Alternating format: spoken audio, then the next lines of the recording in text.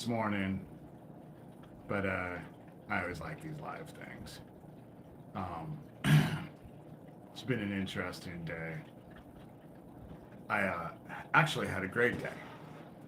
People just really like me, and I like that. And I made a cake and took it out to people and gave them cake. So I got all the proper oohs and ahs for that because people like my cooking. Started doing artwork because all of this stuff that I've been involved with is totally being investigated. Is totally being investigated. And so I do these things, these videos and this live, just because it helps people that are investigating this just keep up with stuff. Um, I really don't even know what to talk about today, just because I just find it interesting that I live rent free in all of their heads.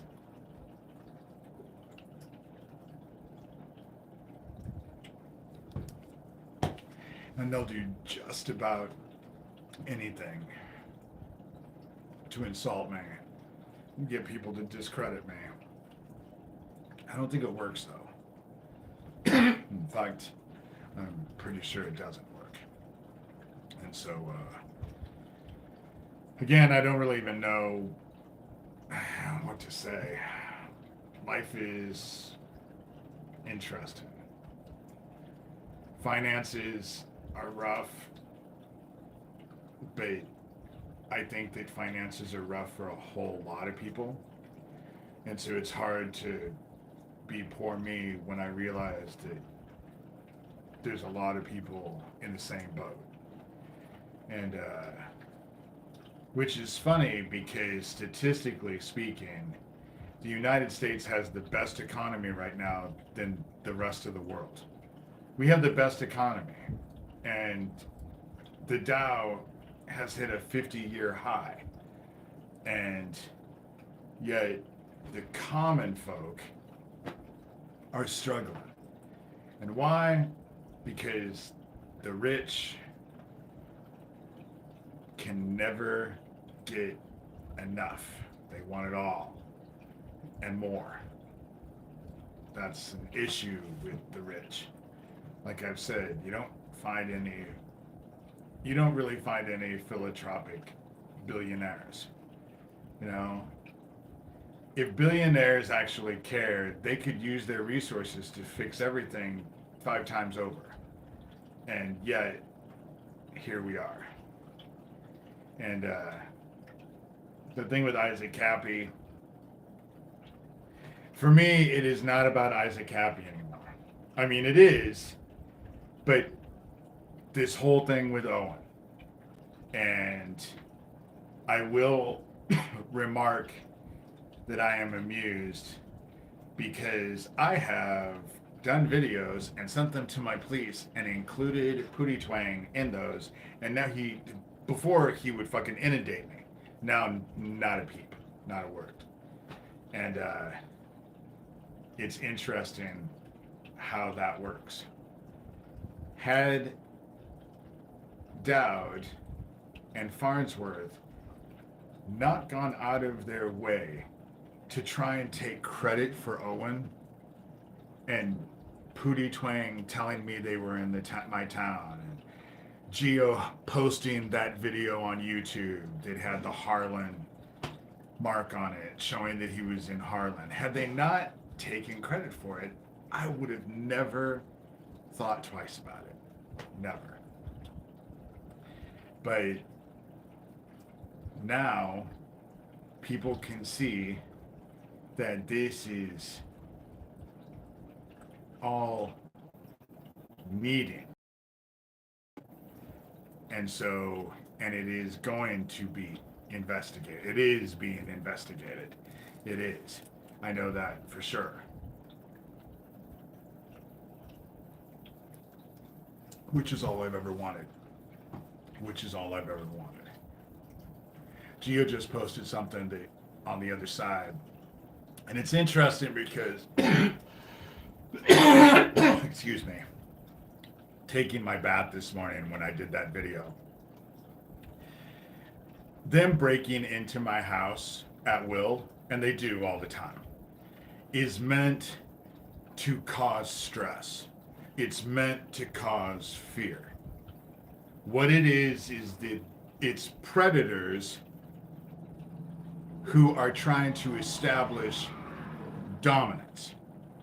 That's why, and it's not like I'm the first person they've ever done this to, but they break into my fucking house at will. And they do shit to let me know that they're in my house. And the whole question is, what are they doing in my house? Because you cannot tell me that they're just breaking into my house to feed my dogs peanut butter. You know? And I refuse to be agoraphobic. I refuse to have to stay at my house. There is nothing I can do with them breaking into my house. They do it at will, you know, but they live right beside me and right behind me. And, you know, it's just, and they are all meth heads, and, or most of them, the majority of them are meth heads. And, my sheriff is involved, so there's no one to call, really. And they all know this. But on the other side, and they will find themselves on the other side, unless they can figure out how to fucking live forever, you know? And the sun is cooking us to a crisp, and the shit from Beetlejuice is coming, so they better be able to learn how to live forever without all this shit. The minute they find themselves in the dark. Someone asked me recently why I just didn't send the darkness and do stuff to fuck him up, to make him stop. And I can't, because it's all part of the process. See, they get to come into my house and do whatever the fuck they want and establish dominance, or try to establish dominance, but that's what I get to do to them on the other side. You know, I get to do to the other side. They have their little fucking directed energy weapons at me constantly. It has been fucking horrid the last week. I always think it can't get worse, and then it does. I don't say that it's gonna make me drop over dead, because here I am, and I've been at this for a long time, and I've had to deal with this shit for a long time. And I haven't died yet, so I'm not gonna, you know, who knows? Who knows? Yeah, because cops don't help. They help the meth heads. That's who they help. They like those. For protecting and serving, they sure don't do shit but protect and serve themselves. At least where I'm at, you know? And, shit, you can have people steal from you, and the cops will tell you, well, that's a civil matter, you know? But, it's gone beyond my police. It has gone beyond my sheriff. I had to go beyond my sheriff. I had to go beyond, I had to do what I had to do in a whole scope of things. A whole scope of things. And these idiots are dancing around thinking that nobody is taking notice of them, but for the first time probably ever, people are watching.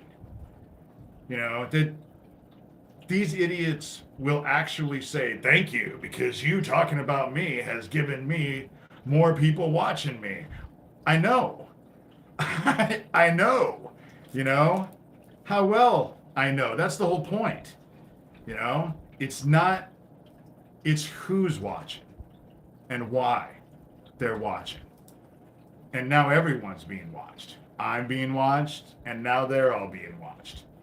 Because this has been so drama-filled and just so much that everyone who has been involved with this can see that there's something there.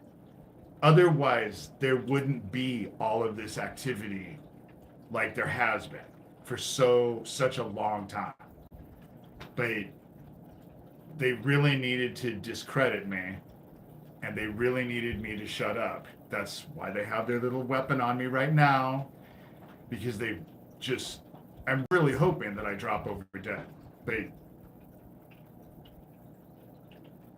I don't know if that's going to happen. And if it does, see, what I'm kind of figuring is that I will not be surprised if they're able to take me out soon. Because I think if I went to the other side, it would be fun to fuck with this side from the other side. And it would be fun to fuck with them on the other side. That's the thing with my stepmother. Being told, being convinced by people that she was dead for years. What I was upset with is that I never got to play with her. Not like she deserves.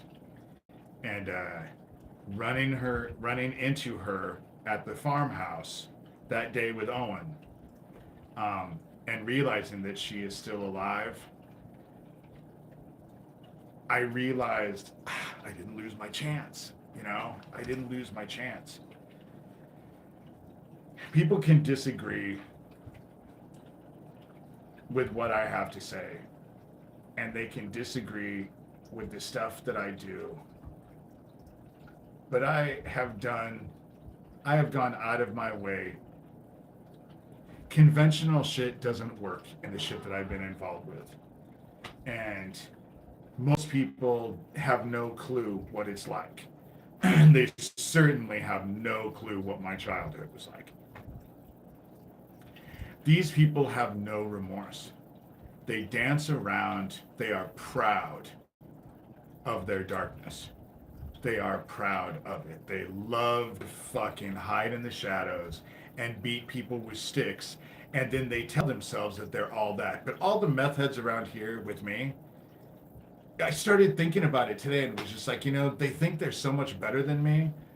But this group would have never come and enlisted their help had it not been for me. They were never enlisted before, They were busy going in and out of jail, doing drugs. They weren't enlisted in shit. And it's all about me. That's the Dead Isaac Cappy Club. It's all about me. I live in their heads rent free. I do. I don't know what you can do about it. Right now, what I think is fill your heart with love, because this is over anyway. The sun is frying us. The weather is getting bizarre because the oceans are so hot. We're not even in tornado season yet, and we're having F4 and F5s all the time. There's constant tornadoes now. And it's because the oceans are so hot, and it's contributing to the weather patterns. They're saying the hurricane season is going to start up way earlier, and it's going to be so much worse than it's ever been. And it's because we keep getting hit with X flare after X flare after X flare with the sun. There is not enough time. There is not enough time to get these people arrested like that would ever happen anyway. For me, for most of the videos, each one of you individually just has to do your best to live the word in all the people that are around you, and actually, care about people. Follow the 2 commandments. Love God, love everyone else, and try to do your best at that. Because this is all coming to an end. It's all coming to an end. The problem with so many people is it hasn't come to an end. It's chaos because their houses are gone. Tornadoes came, takes away the house, and there's nothing to help them. There's no more safety net for people. That's why insurance companies are pulling out, because insurance companies are about ready to go bankrupt because they can't keep up with the cost of all of these natural disasters.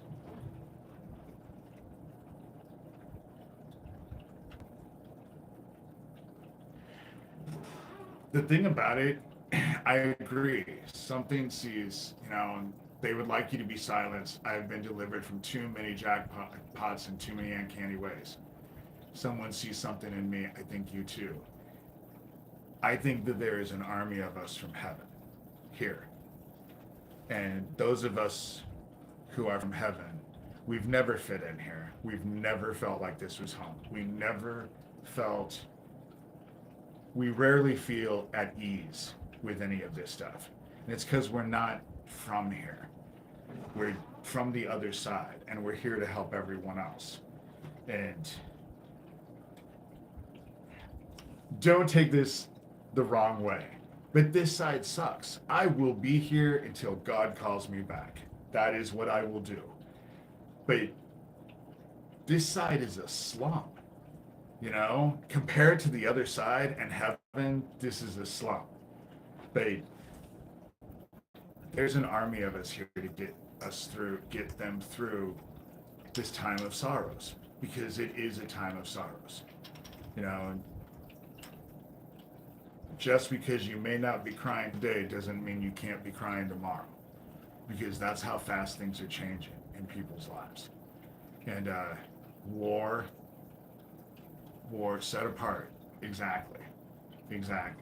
And most of us, I just was watching something on YouTube. Those of us who are from the other side, we generally live our lives alone. We have friends, we have acquaintances, but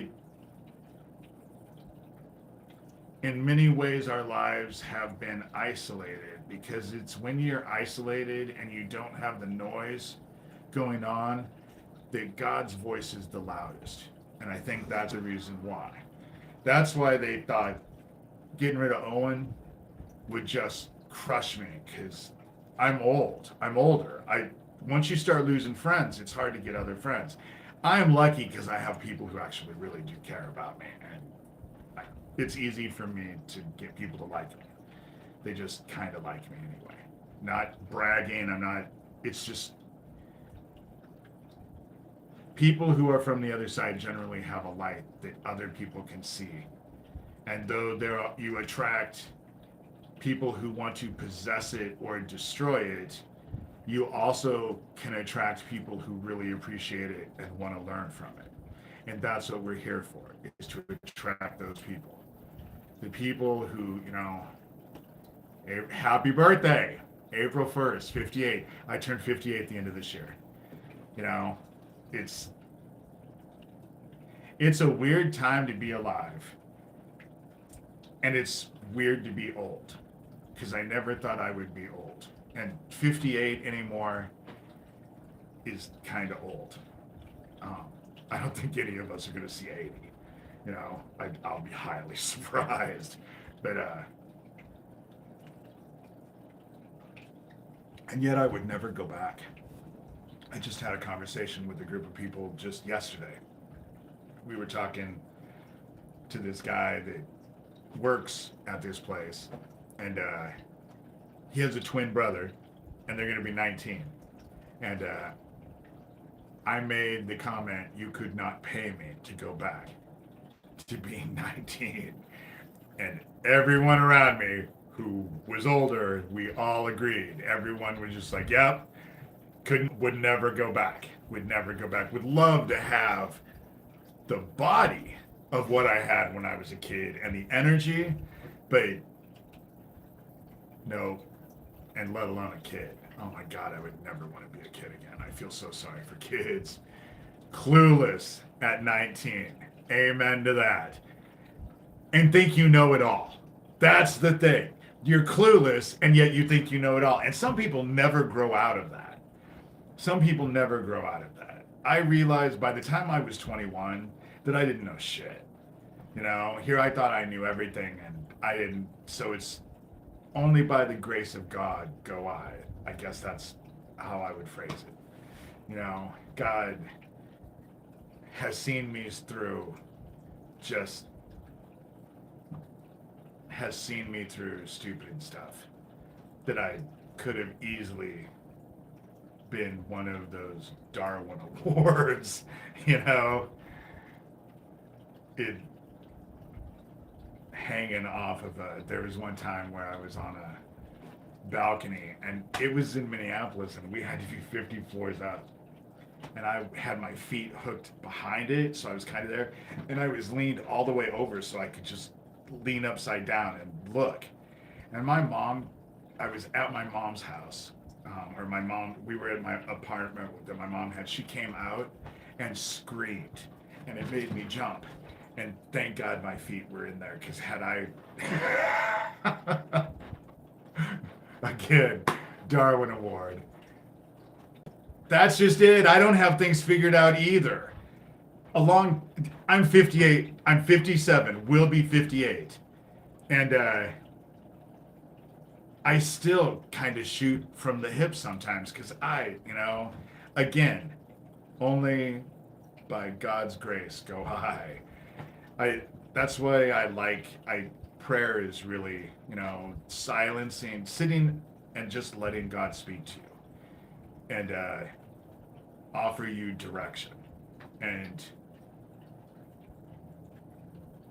if it feels harsh or if it feels wrong, then don't do it, you know? But a lot of times, because God won't compel you to do bad things. The stuff that I'm involved with is hard. Don't get me wrong. I hate having to deal with these people constantly. I hate it. However, we all have our crosses to bear.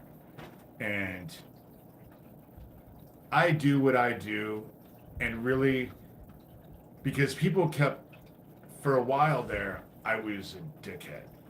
I was bitching at all of you, demanding all of you do something, do something. And then you would ask me what it was that I wanted you to do, and I didn't have an answer. So I was basically demanding something that I didn't even know what I was demanding. I didn't even know what I wanted. And it was because where I'm at in all of this can feel kind of lonely. You're the only, a lot of times I feel like I'm fighting an army and it's just me.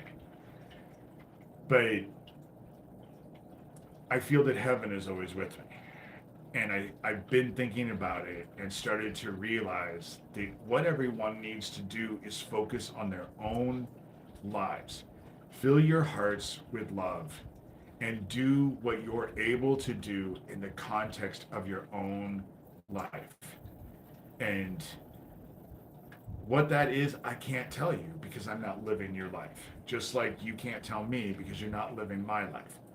But I can assure you that the direction of trying to help people, and in every face I see the face of God. And if you keep that mantra in there, then you try to honor all those people. The Dead Isaac Cappy Club, if they would just come clean, they would save themselves. They would. But they don't see it. They don't see it. And right now, they're just obviously terrified because I live in their head rent free. I just had to tell Tara Joyce yesterday, I'm not paying you rent for living in your head. Just don't even ask me for a rent check because I don't even want to be in your head. Babe, I think they think about me way more than I think about them. When I do these videos, but otherwise, I have a life. I have stuff that I'm doing. I have stuff. I have a house. I have animals. I have friends. It's just for being disabled. I was told one time that for being disabled, I was the busiest person they had ever met. And that's the whole thing, is that I've kept busy my whole life. And now I'm starting to make these bags. I'll introduce one or two of them this week just because I want to get people's feedback on them and see if people are would be interested in something like that. I thought about calling it bag art or something like that. And oh yeah, it is lousy accommodations. But let me tell you, there's a lot of room. There's an awful lot of room. Nothing in there, but an awful lot of room. But it's windy. It's like a wind tunnel. It's just... Sorry.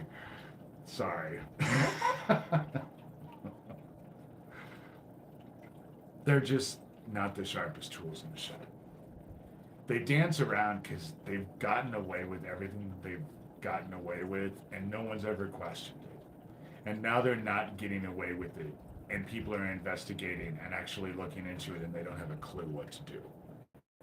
And this morning, Tara Joyce put out a video that I put a screenshot, so it was just a post, but I took a screenshot of it, and it was when I was in the bath, and I decided, eventually I just decided, fuck, I might as well just listen to it. And all it was one of my videos, and they sped it up so fast that I couldn't even understand what I was saying, because it was like I was a little mouse and talking, and I was just like, you actually spent time making that, and then you posted it, and I didn't understand why they posted it, you know? Dowd posted something this morning connecting me with Thomas, but I'm not connected with Thomas. Thomas does whatever Thomas does. I have no control over Thomas. If I did, I don't have any control, and I don't trust him at all. But I'm not Nancy Drew. What they're all involved with, fuck, I don't know. It's not like I'm online researching them. I don't have to. They come to me. That's the thing, is that they come to me. I don't have to go research them. And I just want people who have authority, who could actually do something to research them. That's not me, you know? That's not me. And I have no interest. I didn't even know who any of these people were 7 months ago. I didn't have a clue who any of them were. And I'm not for the better for meeting all of them and having to deal with them at all. And so, yes, it does echo in their heads. That's because they live in a little bubble. And they all tell each other how great they are because they all do stupid, nasty shit. And then they do stupid, nasty shit, like doxing me and doing a video doxing me. And yes, they hang out with people who think, oh, that's great. But they don't even clue in that people are looking at them going, wow, that's like fucked up, you know? And investigators are looking at that going, yeah, that is fucked up. Why is this happening? You know? It's just, and now it's too late. Things are already being looked at. Things are already being looked at. And had they just ignored me, they would have been so much better off. But they couldn't. They couldn't. They never can. I attract them like flies. Oh yeah, they hide in the shadows. That's the reason why the dark is getting ready to claim them. They like the dark, you know? They like the shadows. That the shadows is where, you know, they fancy themselves Legion because they can have so many sock puppets. And they can break into my house and do stuff, but I don't know who the fuck it is. I have my suspicions, but I don't know for a fact. And yeah, I have cameras. But you want to know what? There's devices that can shut the Wi-Fi shit right off. Amazon's getting sued because they were selling this shit on Amazon. And so there's no way to stop them. They hide in the shadows, and that's what gives them power. They feel their strength from hiding in the shadows. And so when I tell them that the dark is getting ready to claim them, I don't understand why they are so surprised. I don't understand how they're so surprised, you know?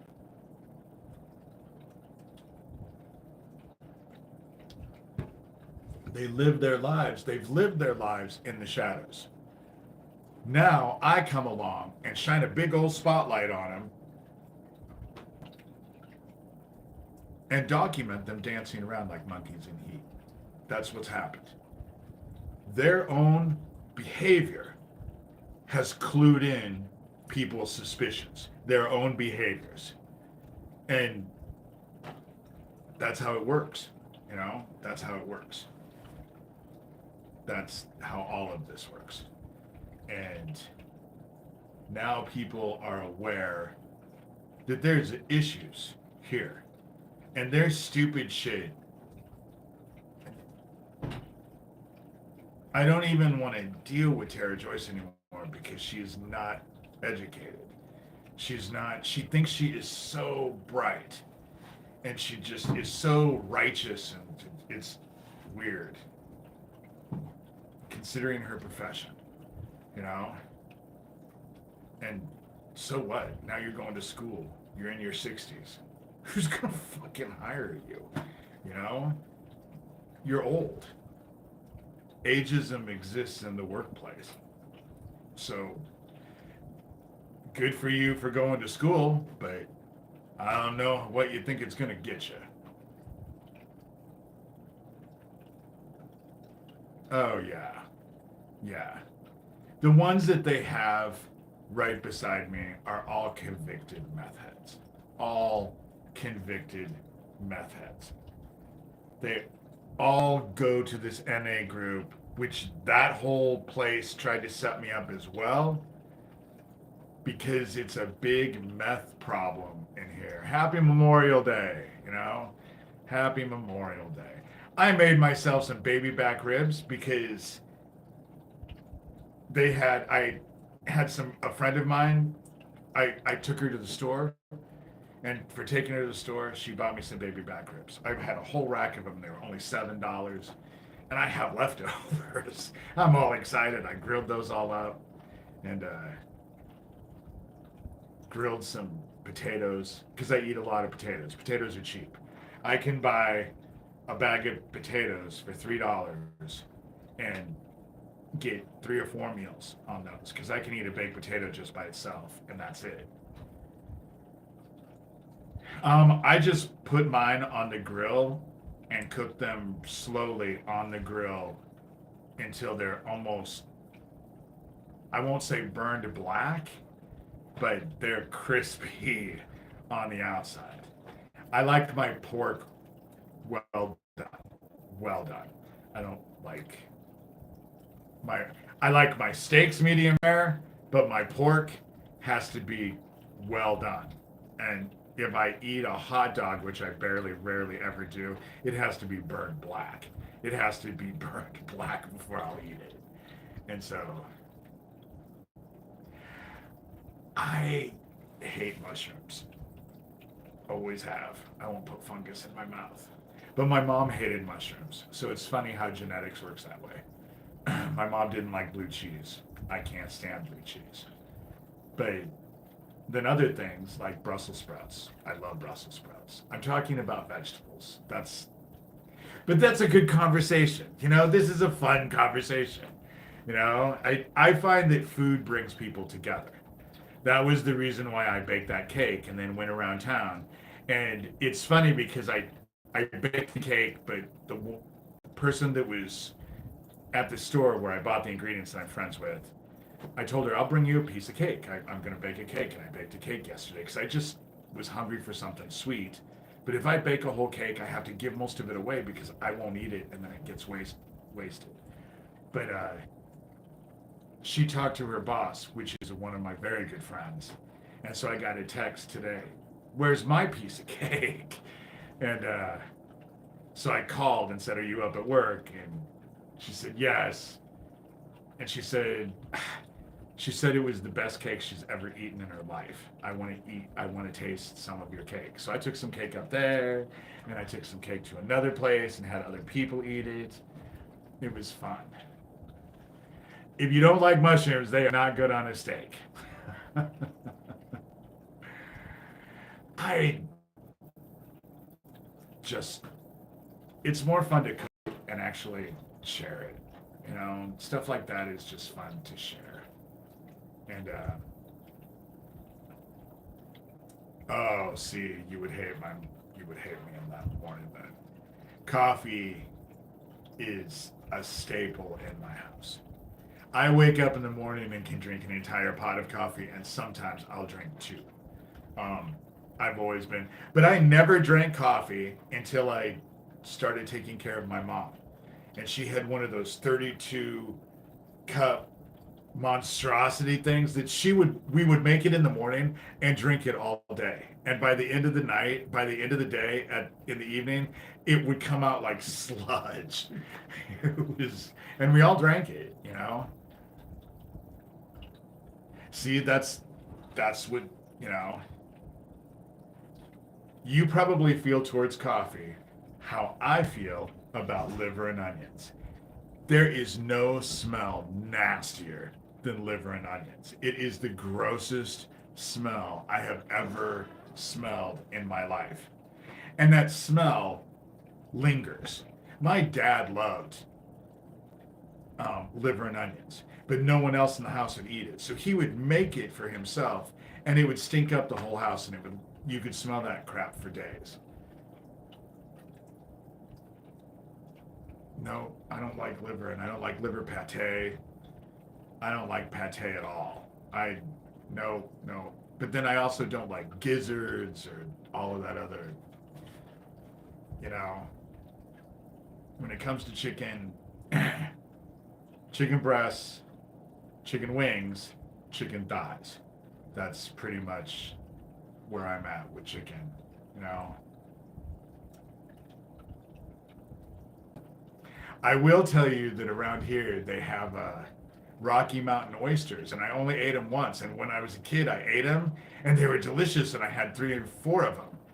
And then I found out that they were like pig balls, and I almost threw up. I would never eat them again, ever. You know. I'm not a big fish. I love seafood. That's weird. I love seafood, but I don't like fish. I guess trout is okay.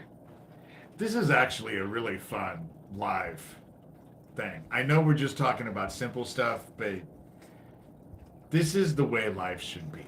You know, people just getting around and enjoying each other's company, uplifting, helping people, and just talking about, you know, stuff that actually brings us together. And food brings people together. There's nothing that brings together like food. My day was good too. You know, it was a good day. And I really needed it because the last few days have, you know, actually the last while has been rough. You know, and so, okay, what is Wahoo steak? I love habanero butter. Baking is, all you have to do is follow recipes. But the thing about it is that what's different between baking and cooking is that baking, you stick it in the oven and you can forget about it. And cooking, you can't do that. You're right there until it's cooked. So baking is simple, but just make sure that you have to be time conscious. Because when it says 15 minutes, you don't want to do more than 15 minutes. So, oh yeah, I love putting my steak in a butter bath.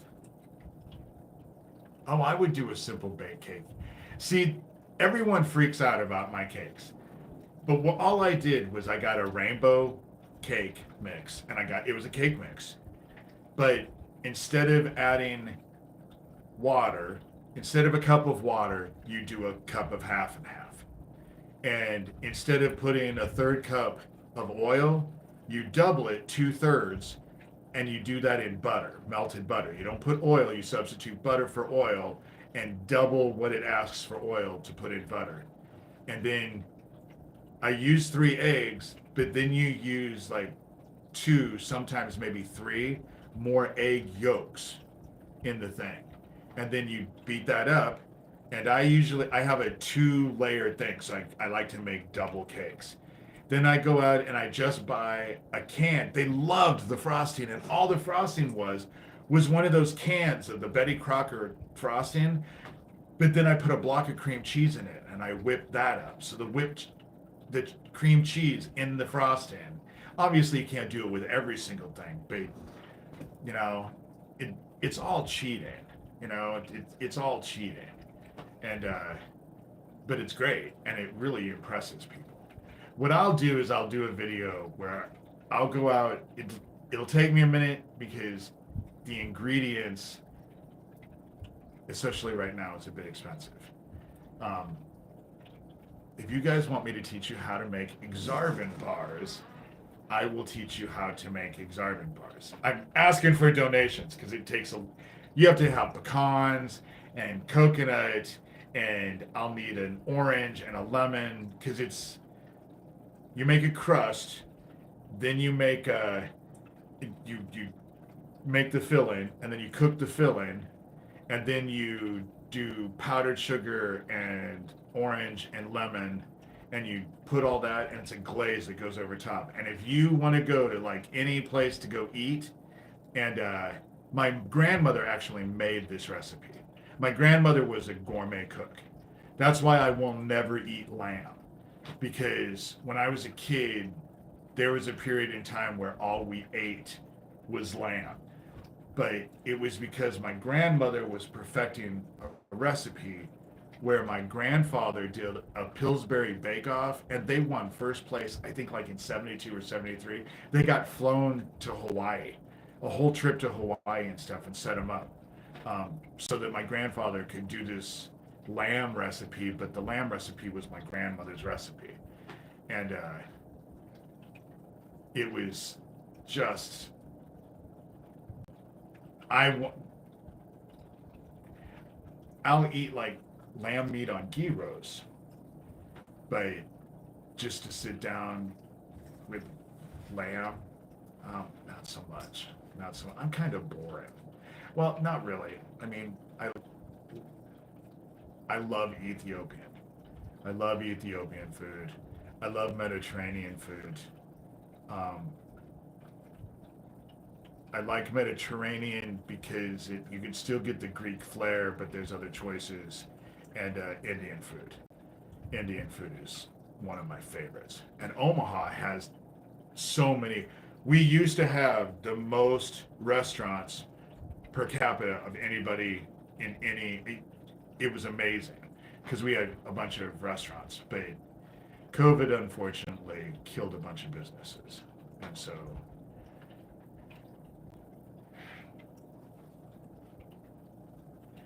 I will warn you about Ethiopian food. They do not serve it with silverware. The very first time that I went to eat Ethiopian, I was with my ex, and they bring. I love island food too. And if I went to like the Philippines and Vietnam and all of those places, they always tell you, oh, you need to be afraid of the food. I would eat it all because I find ethnic food so amazing. Don't get me wrong, I eat plenty of pizza and hamburgers. I'm an American. But I love ethnic food. But Ethiopian food, they bring you this food called inja, and you rip the bread apart, and it's like a pancake. It's a cross between like a flatbread and a pancake, but it's really fluffy. You tear it apart, and then you scoop the food up and eat it with this bread. And it's amazing. It's amazing, and it's fun. Don't go eat with anybody who doesn't have good personal hygiene. I mean, you want everyone to wash their hands, especially if you get a platter of food that you're sharing. But in Omaha, there's this Ethiopian restaurant, and then their family or members of their family own an Ethiopian coffee store across the street. And for those of you who hate coffee, you would really, really hate this coffee. For those of you who like coffee like me, it is the best coffee you've ever had in your life. But it comes in a little teapot because it's like sludge. It is so good though. Oh my God, it's good, but you have to have two people. If you went and drank a whole pot of that yourself, I think you'd be up for a very long time. It would be very hard to sleep. It's good stuff. Omaha has, the one thing that I would love to try is, I know it sounds gross, but it's worth trying at least once. And even if you just went and got a platter just for yourself, and then each one of you just got your own platters, because the food is amazing. And it's like spicy chickpeas and spicy. It's all normal food, but the spices that they use, the African spices or the Ethiopian spices, are just amazing. But if you get those of you who like food, and you can tell I like food, even though I have lost weight, I'm trying to lose weight. Yeah, platters yes, coffee no. Yeah, if you didn't want coffee, you just don't want Ethiopian coffee. And you don't even want to go to an Ethiopian coffee store because that's what you can smell in the place. And so it was, I would love to go eat at, what do they call them? It all they serve is meat. You go eat a lot of meat. It's I can't think of the name of it. I won't go because when you go, it's like $54 for a person. And I just can't justify spending $50, $60 on my meal. Poor people can't do that. $50, $60, that can buy a lot of food. Brazilian steakhouse, that's Brazilian. I would love to try a Brazilian steakhouse. I would love to experience meat sweats just once. I hear you have meat sweats, and I would love to just because it sounds so delicious. You know, um, they have naan bread at Fairway on sale. You buy one, you get one free, and I almost bought some today. It's like $6, but that makes it $3 for a package. You get two. I love naan bread. Garlic naan is my favorite. There is this place on Leavenworth Street in Omaha. You would never know that it was an Indian restaurant because it's a tiny little building that was a smoke shop, and it only has like 6 tables in it. They're all crowded together, and it's a family owned, and it is the amazing food. I know I've never had meat sweats before. I've never eaten so much meat that I had meat sweats before. I want to experience it because I hear a Brazilian steakhouse, the food is amazing. I hear it's amazing. And they say not to fill up on the vegetables and stuff, which is hard for me because don't get me wrong, I am so not vegetarian. However, I only eat a little bit of meat and then you know, I eat a lot of vegetables. I love kosher food, but I come from a Jewish background. I'm not Jewish, but I come from, and I love kosher food. Is amazing. And they charged by weight. See, I've never gone. I've never gone to a Brazilian steakhouse. All I know is that they're like $50, $60 for one person. And no, no. But let's be real, I don't eat out a lot because you spend $15 even at a fast food place. So you spend $15 and you get one meal. But $15 for me can buy stuff to where I can have at least 2 meals, if not 3 meals. And so, no, the Brazilian steakhouse, it's not steak. They bring meat to you all the time, constantly. I guess you flip this thing open flip this thing so they can see that you want some, and then they just bring all kind of sausage and pork and beef and chicken and all of this stuff that's prepared with the spices that you would find in Brazil. And so it's all this different prepared meat that you get. And see, it is interesting. I've never gone. I've heard about it, but I've never gone. I just would love to try it once. I would just love to try it once. My problem with the farm is that I couldn't. When I was looking for a house before I moved into this house, I was desperately trying to get out of Erlin. And I was looking for an acreage, and people were like, oh, yeah, you can raise chickens, but chickens only lay eggs for the first like 5.5 years of their life, and then you kill them. And I told people, oh, that won't work for me. And they were like, why? And I was just like, after 5.5 years, they would be my pet. There's no way I could kill them and then eat them. My meat doesn't come from animals. My meat grows on trees, on these little styrofoam things. And when they're ready, the leaves fold the plastic over the thing, and then they pull those little packages of meat from the trees and they serve them. And I'm, of course, being totally facetious. But I just, I couldn't. I couldn't raise an animal and then kill it. If I had a cow, I would fall in love with it. I see people who have cows and they cuddle up with them and all of that. Goats and chickens and all of that. Because every animal has a different personality. And you end up appreciating those. I don't want to know the animals that I eat. Let's just put it that way. I just don't want to know the animals that I eat. And I don't think about where they come from, because if I start thinking about where the meat comes from, right, right, $60. I'm a guy, so it could be a little, but I eat a lot of cereal. I eat a lot of pasta because I'll just boil pasta up and then mix it with butter and garlic and put Parmesan cheese over it. I love that actually. And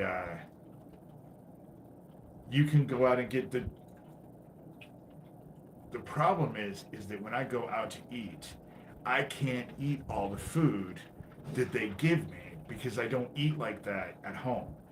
And I have a hard time eating like fast food or greasy joints or stuff like that. I have a hard time eating that now because I never cooked that way. And so I don't, so if I go out and eat, like, I had a friend of mine convince me to eat at Long John Silver's. I hadn't eaten there in years. And I will never eat tuna because I just, but cheese, rice, not a big one on soup. Um, I don't like canned soup, especially. The only, I mean, it sounds weird, but the only canned soup that I like is the Campbell's. I like that cheap ass chicken and noodle. I don't know what it is about that, and I like the tomato soup. But I did vegan. I was vegetarian for a while when I was a kid. When I was younger, I wasn't a kid. I was 21, 22 years old. But I was dying. I ended up breaking it because I was dying for a burger. So, like 9 months into it, I went and got a burger. And that kind of destroyed it. However, I eat a lot of vegetables. You know, tomato soup with grilled cheese, absolute favorite. That is. I love gumbos too. Zoltans. I eat a lot of zoltans. I love their red beans and rice. Their jambalaya, perfect. And I end up going and getting sausage, like beef, full beef, smoked sausage and stuff like that, and cutting it up. And then I cook it in my air fryer to get it kind of crispy, and then I dump it in there while I'm making the Zoltan's jambalaya. It is just delicious. I love gumbo. It is very hard to maintain vegan, especially now because I end up trying to make ends meet. I end up donating plasma, and plasma takes protein out of your blood. That's pretty much what protein, plasma is. And um, yeah, roast beef sub. Roast beef is one of my favorite meals. Oh my god, it's just one of my absolute favorite meals. I love roast beef. Roast beef and mashed potatoes with gravy, and I like it on bread and roast beef and mashed potatoes and then gravy on top of it. It's just nice to be boring. I'm just enjoying this conversation tonight because it's just a friendly, nice. You don't really have to think about it. Everybody has their favorite foods, and every food again brings people together. You know, food brings people together. Singing, music brings people together. You know, and it's just I think we all need days where we're not having to fight. And that's just it. I don't like spending all this time constantly fighting and in strife. And you're starting to see a part of me that other people see out and about. This is why people like me, because I'm relaxed. And we talk just about nothing.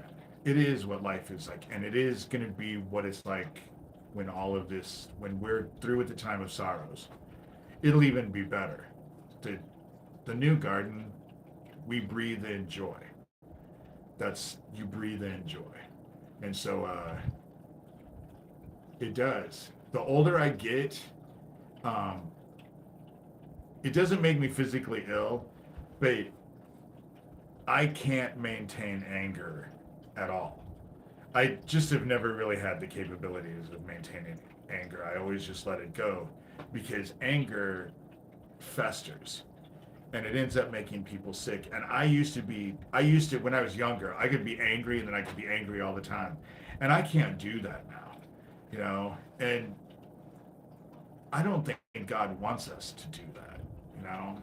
Isn't it Yoda, you know? Anger leads to fear and fear leads to the dark. You know, I'm not doing a Yoda voice. I don't do impressions, sorry. But it's just, I am so much better at just being relaxed and just talking, you know, I spent a lot of time talking about recipes today. That's kind of why I'm doing it now.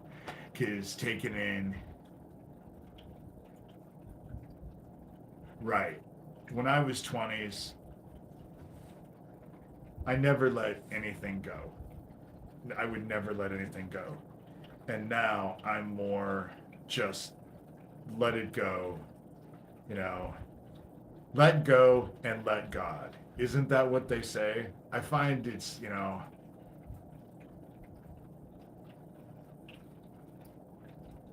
see, that's just it. Try meditation when you're super pissed. No, no, that doesn't work for me. That doesn't work for me. Meditation doesn't work for me anyway. Silence, that's the reason why I say that I do shamanic stuff, because shamanic stuff allows me to go in and I call it a waking dream and an active prayer. So if I'm pissed off, calming my mind, I need to do something physical or something that distracts. Artwork distracts, you know, and just as the older I've gotten, I can consciously put it out of my head. Just like, I'm not thinking about it. That's the reason, like, when I go and check the mentions on YouTube, I hardly ever watch their stuff. Every once in a while, I'll click on it just because I want to see what they have to say. But it's irritating to me. And I don't understand a lot of their stuff, like the Tara Joyce thing, where I don't see the point. But they were making fun of me about the other side. And of course they're making fun about me about the other side and what's right ahead of them. But and they can say whatever they want. They can laugh at me, they can mock me, but all I will tell all of you is that I can assure you there will come a point in time where they won't find it funny at all. And then it would be too late. If they were wise, they would listen to me. Repent, for the time is here, has never been a more valid statement, in my opinion, you know? And if I was inclined, I'd write it on a cardboard sign and go stand outside. But I'm not inclined to do that. No, I come in here and say this stuff, you know? That's God, you know? When you ask for patience, it's hard to ask for patience because when you ask God for patience, you get stuck in a lot of situations you don't like, so it teaches you how to be patient. Anger is a real thing, yeah, and that's just it. I was never a big Johnny Cash fan, but God's gonna cut you down. Yep, that's how it works. That's how it works. when you face God, you best be humble. You know, I'm humble when it comes to God. You know, I'm just awed. A lot of times I'm awed by God. Anger is the easiest emotion, and we're being inundated by so much gamma radiation that it's causing a lot of pressure. And so those who are inclined to anger are going to feel more and more angry, and they're getting angrier. That's the reason why things are starting to happen left and right. It seems like people are going crazy, but that's not what's happening. We're in judgment. And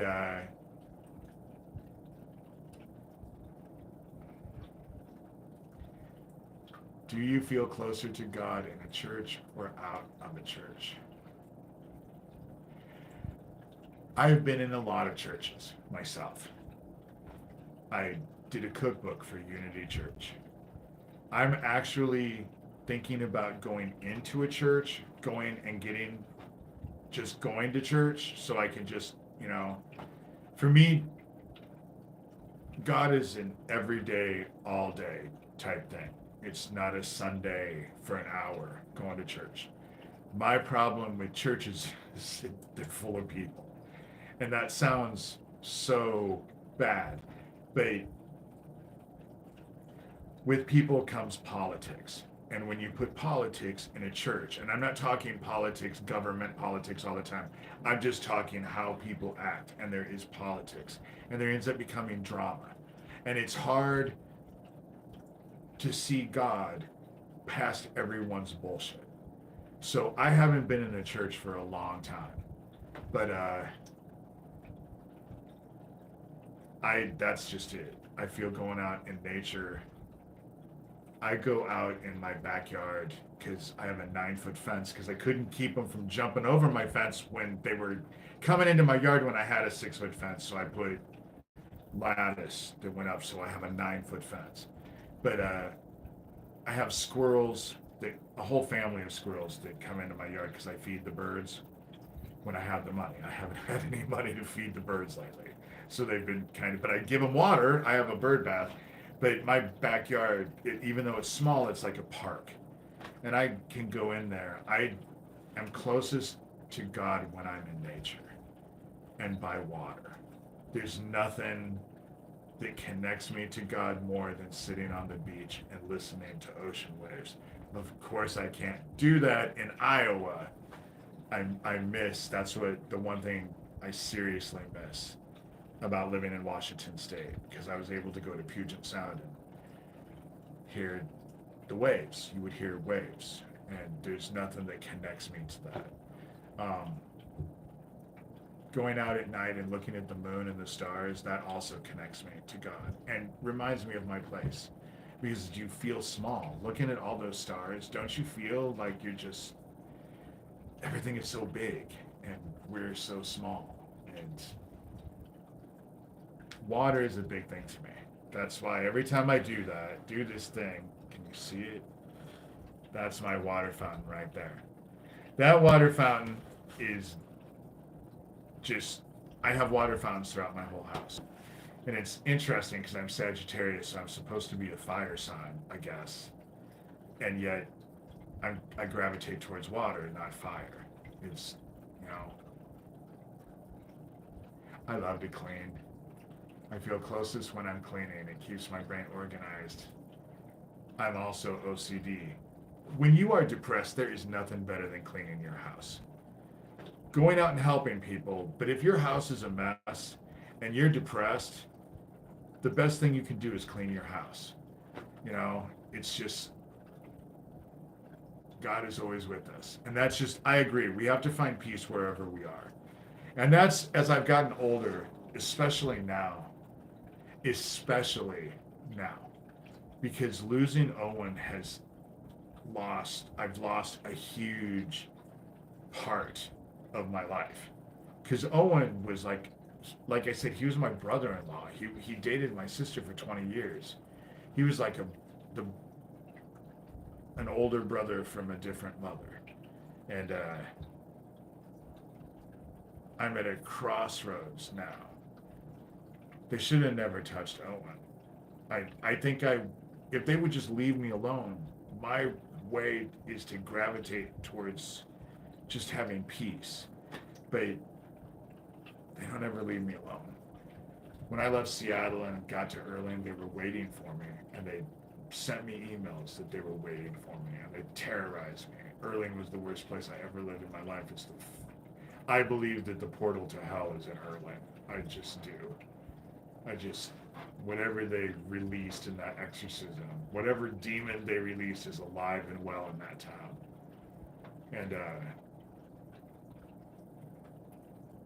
And chaos in the home. Stay clean. Dark magic lurks in chaos. Yes. The whole thing about it is that when I talk about the dark is not mine. The dark is God's.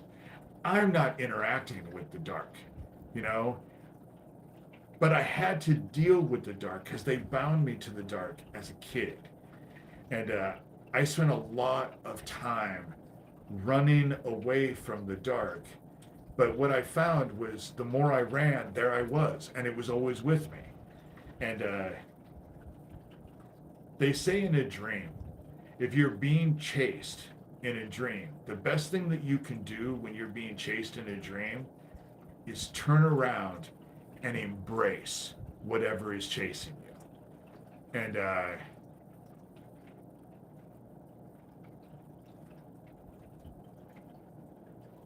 I love plants, as you can see. My whole house is, I love plants. I love life, you know. I also have a ball python. I never saw myself ever owning a snake. But abuse never leaves us. It never leaves. And it affects you in ways that you don't understand.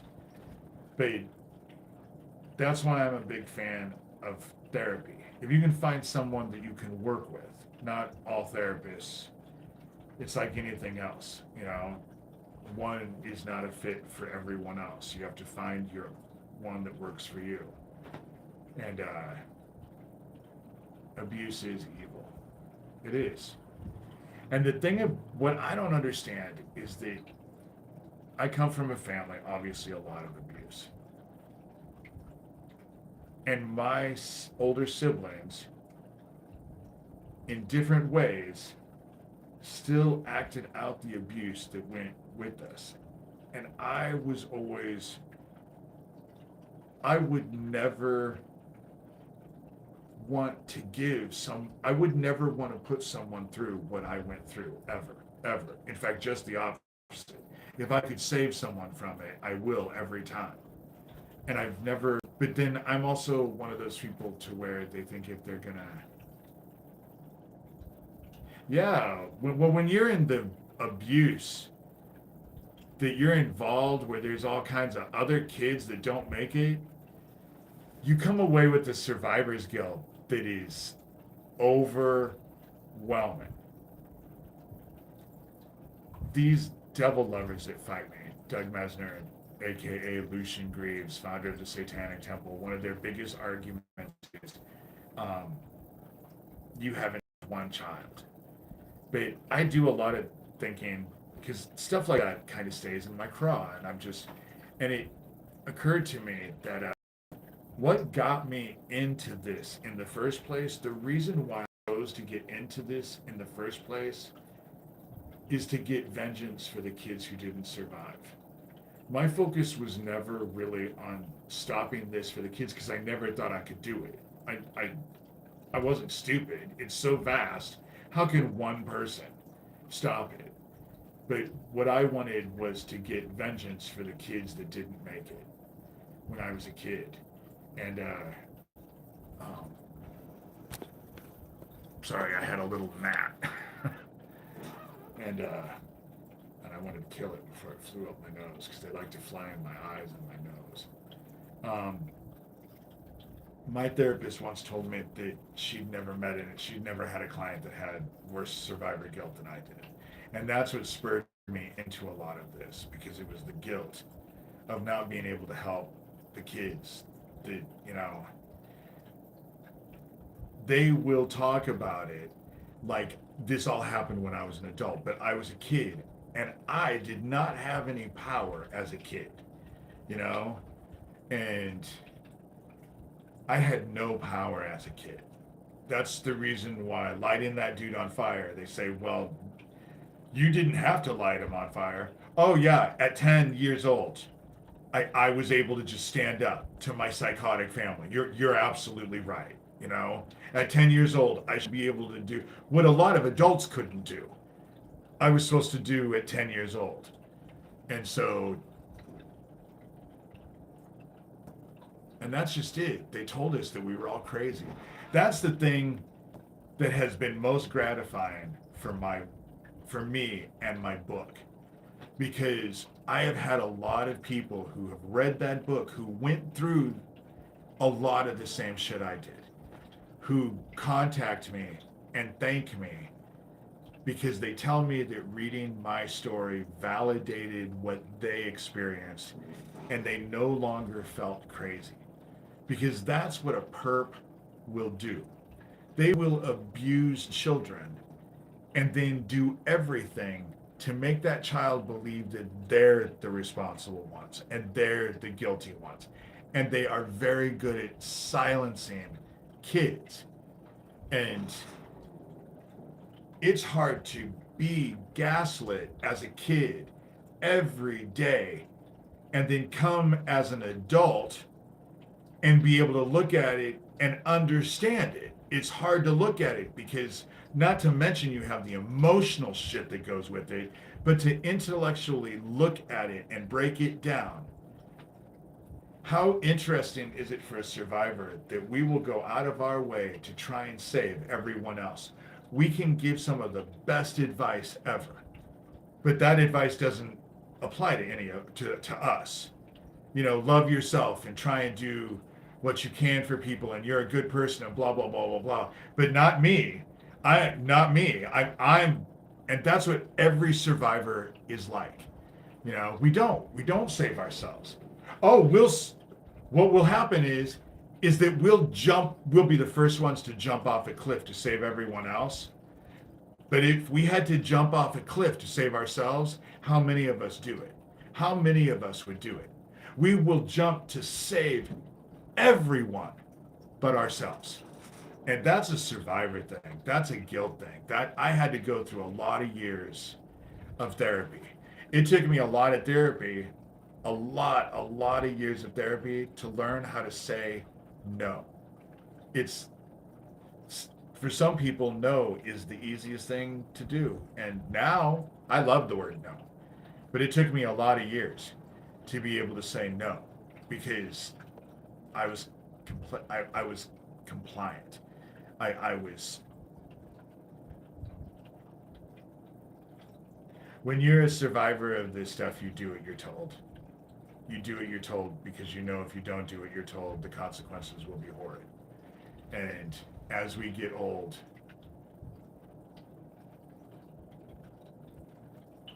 still learning. Yeah, all of us. All of us. It's not a toy.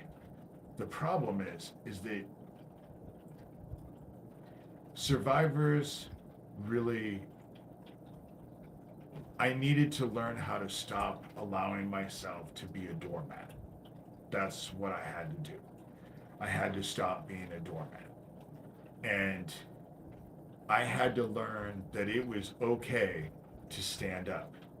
And it was okay to have feelings and to have thoughts that other people didn't agree with and didn't need to agree with it. I don't need people's approval for how I feel. I don't need people to approve my feelings.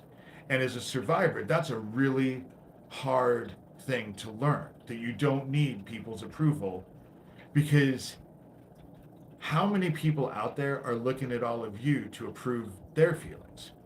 That's, nobody wants you to, nobody, they don't want you to approve their feelings. That's the reason why you don't need other people to approve yours. You know, if you get, I mean, don't be mean to people. It seems like I'm mean to people, that I'm battling this whole dead Isaac Happy Club. And the whole thing about it is that I'm just not going to be walked around, and it needs to be investigated. I'm not the first person who's thought it needed to be investigated, and I can be a dick because I'm very blunt. I can be incredibly blunt. You will always know where you stand with me, and if I don't like you, you'll definitely know I don't like you because I don't play pretense. I don't play games. And see, but that's how you, if you have a spouse, that's what you're supposed to do. You're supposed to support each other. And that's who you do bounce things off of, you know? Each one of us are a mirror for the other person. Sometimes we can't see our own shit. And so that's why you have friends and a spouse or people in your life to actually tell you how they see things. And yeah, that's just it. The, that's it. Do not be pushed around. Standing up for ourselves. I was called a domestic terrorist for standing up to multiple corrupt judges. That's the whole thing is. They will do anything they can to control. And calling people out on their shit, that's what we are supposed to do. You know, that's what Owen was so valuable to me. Because there would be times that I would be acting like an idiot or having feelings that I didn't understand.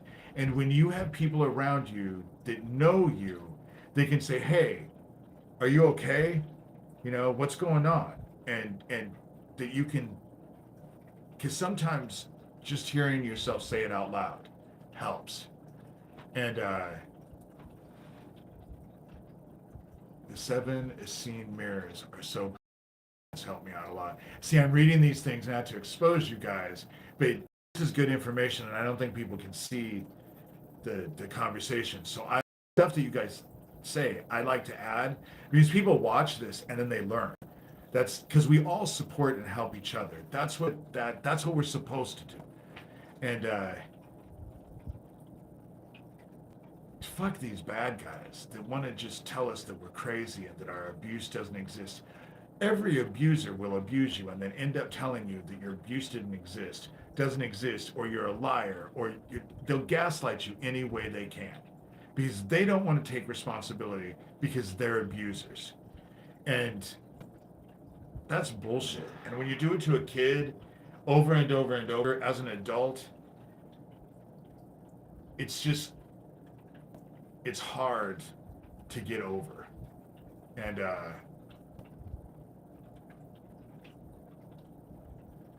see, the ego, it's hard for me to have an ego because people are amazing. I do not find myself to be that remarkable. There are people out there that just amaze me. I do not amaze myself, let me tell you. You know, I do not amaze myself. I'm not saying that I have self-hatred or anything like that, but it's hard for me to think I'm all that when I know that I'm not, you know. Thank you. I see that you are operating in unity consciousness without the same ego. I resonate with you in your message. That's without the same level. You can know your attributes. You can know your strengths. But I also know my weaknesses, and I have plenty of them. And I am constantly learning. And I can teach you guys how to make Exarban bars. I can do a cooking thing for you guys.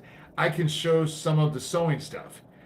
The one thing I will never be able to show you how to do on YouTube is how to walk on water. I will never be able to show you how to do it because I so can't. I sink every time. Well, I do swim, but, you know. And that's the reason why Jesus Christ, it says, knowing self is also knowing our weaknesses and turning it into a strength. They do not want us to do that. And the very thing about it is that if you read your scriptures, Jesus Christ told us that the most important thing that we can do in this life is to know ourselves. Because otherwise you can be led so easily. But if you know yourself, Know yourself, control yourself, and give freely of your time and energy. My friend David Klotz, who they murdered in this whole Franklin thing, um, he was he was basically my first best friend brother, and um, but he that's what one of his mantras: know yourself, control yourself, and give freely of your time and energy. And see everyone as yourself, as Jesus. That's just it. In every face you see the face of God. So it's a mantra, you know, and you just don't know when you're disrespecting someone or, you know, holding someone accountable is not the same thing as disrespecting people. Holding them accountable is completely different. But if you see, when I was in Seattle, I one time went down and I would take homeless people to lunch. I know that sounds crazy, but I would because I would want to hear about their life story. And I wouldn't take every one of them to lunch because one that comes to mind was at Pike's Market. He was eating garbage, and he was. I mean, a lot of homeless people also have mental illness, which is makes it even more sad. But like this one girl, I ended up going into a Chinese restaurant asking her if she wanted to join me, and she did. It's funny because and she had five younger siblings. They had lost their parents in a car accident, and they were homeless and living in a van. And they were doing so because they all wanted to stay together. They were desperate to stay together, and you learn so much from people, and they just have interesting lives, and you never know what you're going to learn and from who. The people that you don't expect it the most do so much if you least expect. It's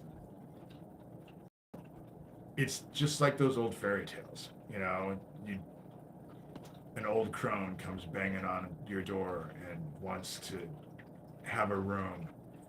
If you're a dickhead and you throw a fit, chances are bad shit's gonna happen to you. You get turned into a beast. Everyone else gets turned into inanimate objects.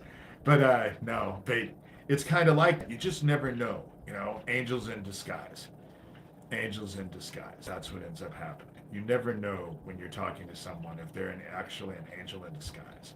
And you can always learn something. And giving people support or a smile or some encouragement, sometimes that's all it takes. You can change a person's day just by giving them some, you know, telling them that, you know, they have a nice energy or they look nice or their hair is nice or they're friendly or, you know.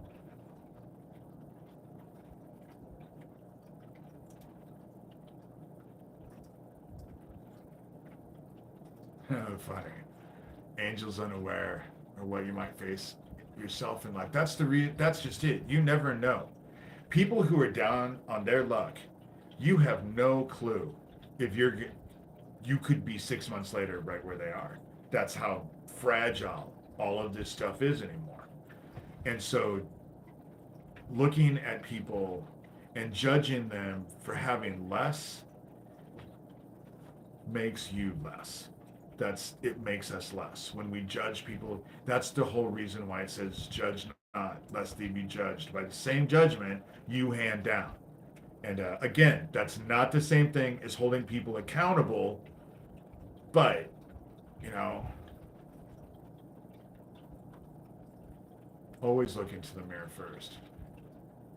Judging others is the problem.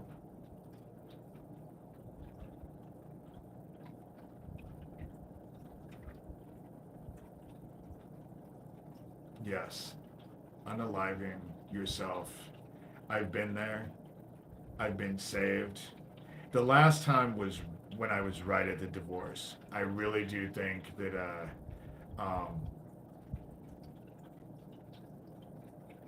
now Mark Passio, I've actually heard interesting things about him and they haven't been bad. So I should check him out. I knew that he was a high that I think that what we're going to see more and more and more of is people who are involved in this stupid cult ass shit who are going to come to terms with the fact that they've been on the wrong path and they're going to become whistleblowers. That's what I see happening. I the pendulum has swung so far to the side where it's so freaking evil now that now there are a lot of us who just can't stand it anymore. We have to stand.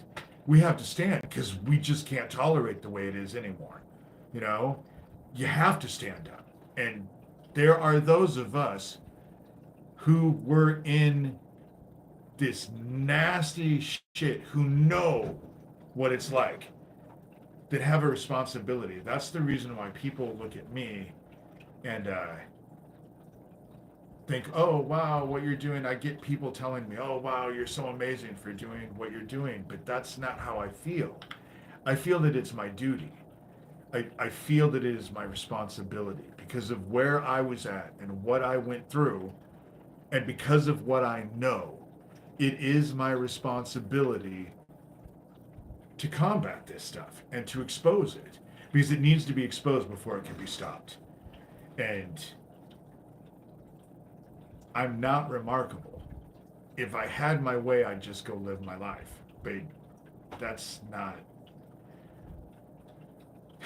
meant to be in this life. I have a responsibility, I have a duty, and I think all of us have a responsibility and duty, you know? Yeah. I have not,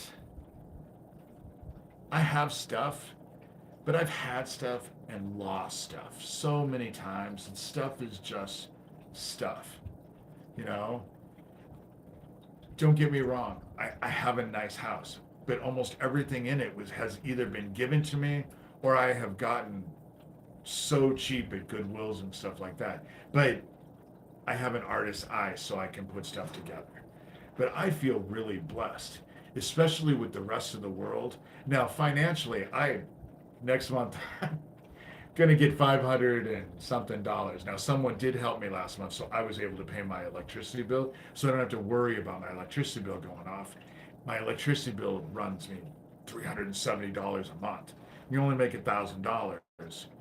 That and these Medicaid B payments, and yet all the stress that I'm going through, when it's in the middle of the night, I find that when I wake up, it's not me that I'm stressing out about. It's all the people that are experiencing the same thing. Because this whole Medicare B thing and screwing the poorest people over for hundreds upon hundreds of dollars this coming month, happened to thousands of people. The people who could handle it the least. And God always watches out over me. You know, it might be the last minute, but things usually come through. And yes, God, right. God serves. If you serve God, heaven will help you because you reap what you sow. But you have to give before you get. You have to plant before you reap. You have to give it first. So if you want love, you need to give love. It won't just come. And as survivors, stop waiting for someone to come galloping by on a white horse to save your ass. Because if they do, it's most likely the cult, and you ain't gonna like where they take you, because they're gonna take you to that castle and make you do nasty stuff. It's better to ask God to help put you in a place where we can save ourselves, where we can actually know our own strengths and actually be able, because if you rely on God, seek me and you shall find me. And that's, I am so sorry that you lost your therapist. My therapist, I just lost my psychiatrist, but the medication that I've been on, I get from my doctor because I don't take anything. I take anxiety medication, but it's not anything that's addictive, and it's not anything narcotic. But my psychiatrist, after being my psychiatrist for 25 years, just retired just a few months ago. And I have my therapist and my psychiatrist saved my life more times than I can count. Because especially when you are in your 40s, that's when all of their shit starts to break down and the memories come back and the emotions without the memories start to take over, and it it creates quite the chaos.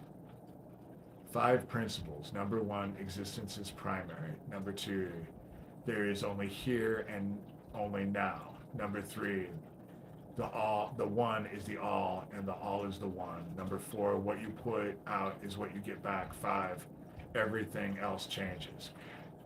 Exactly. Those are some really good points, because that's exactly it. You know, and existence is primary, but you choose your existence. Your existence is a series of choices that you make in your life. That's the reason why we reap what we sow.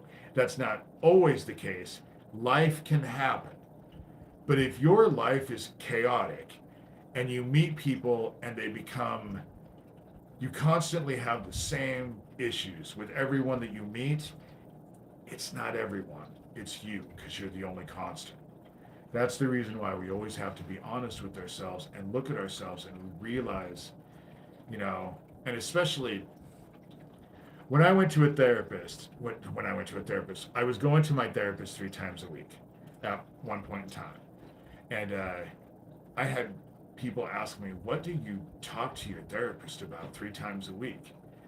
And of course, I didn't go into details, because as abuse survivor, you don't want to tell people because they don't want to hear it anyway. Usually when you start telling people, their eyes glaze over or they start to look.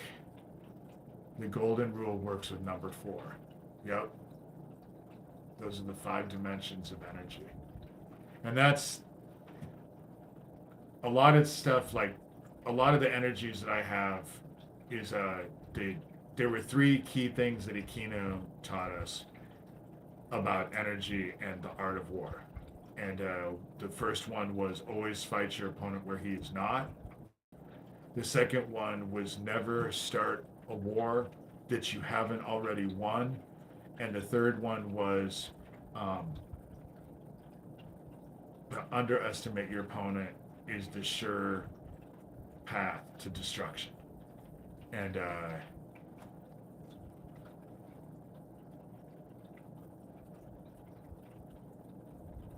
see, I think there is so much in synchronicity. I don't know how I feel about extraterrestrials. I'm not saying they don't exist. I just don't know. I'm kind of on the fence. I don't know. For me, it's always been, but then the stuff that I talk about shamanically and talk about the fallen and the stuff that I've done, because on the other side, the dead are not dead. The dead are not dead. No one is dead on the other side. I've seen Owen on the other side, and so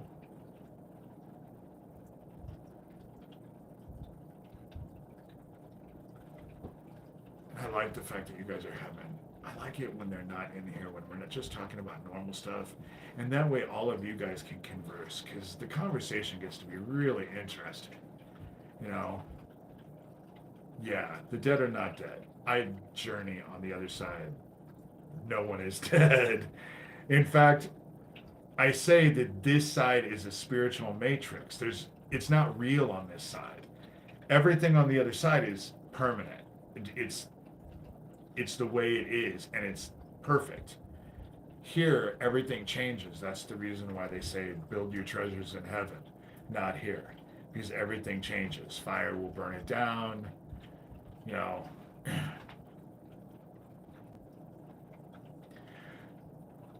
You have pre-birth memories. I don't have any fluid memories up to the point until I was in my teens. I know I have glimpses, but I could not tell you this happened and this happened and this happened and this happened and this happened when I was 4, and then this happened and this happened and this happened and this happened when I was 5. I have things that I remember. Most of it was trauma stuff, but for the most part, it's like I lived my childhood in a fog. It was, it's like I lived it in a fog.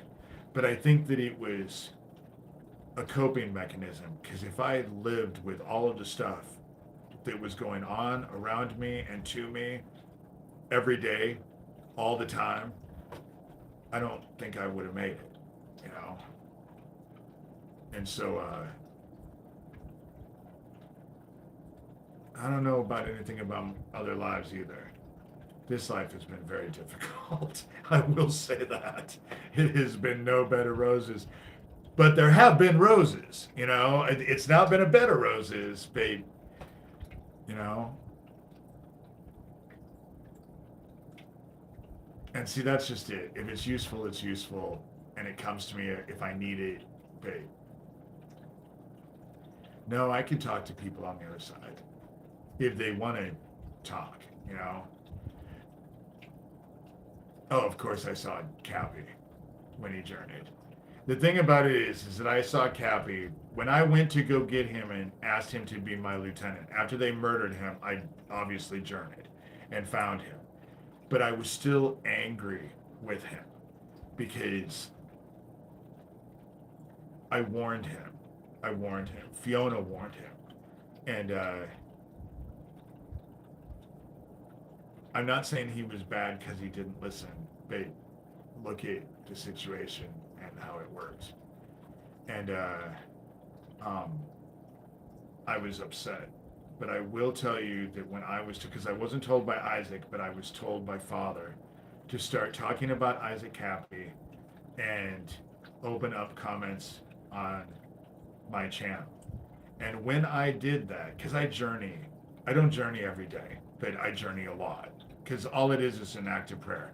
I listen to a beating of a drum and I go inside and focus on heaven and God. And ask for, to be shown what I need to be seen, what I need to see.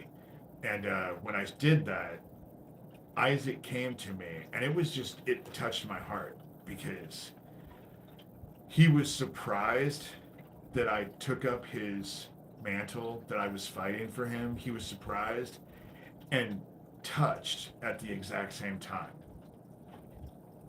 I don't see shadow people because they avoid me.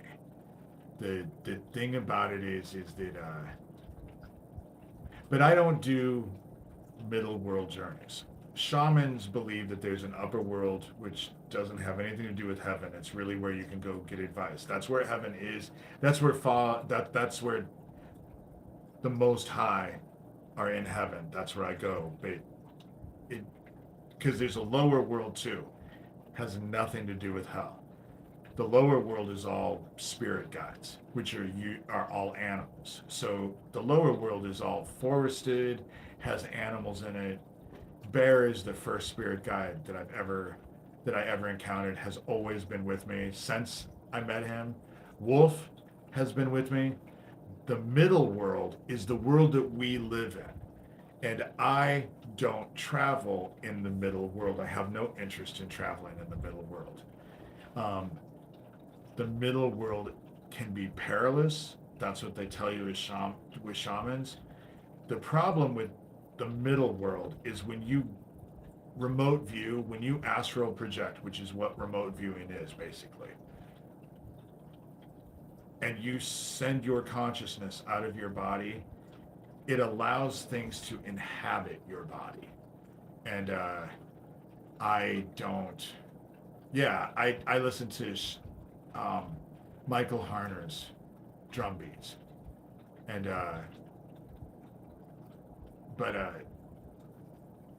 and the other side has a terrain. I mean, there is a geography.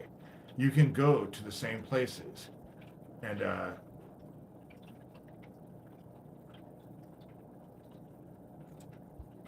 I need to overcome my writing block.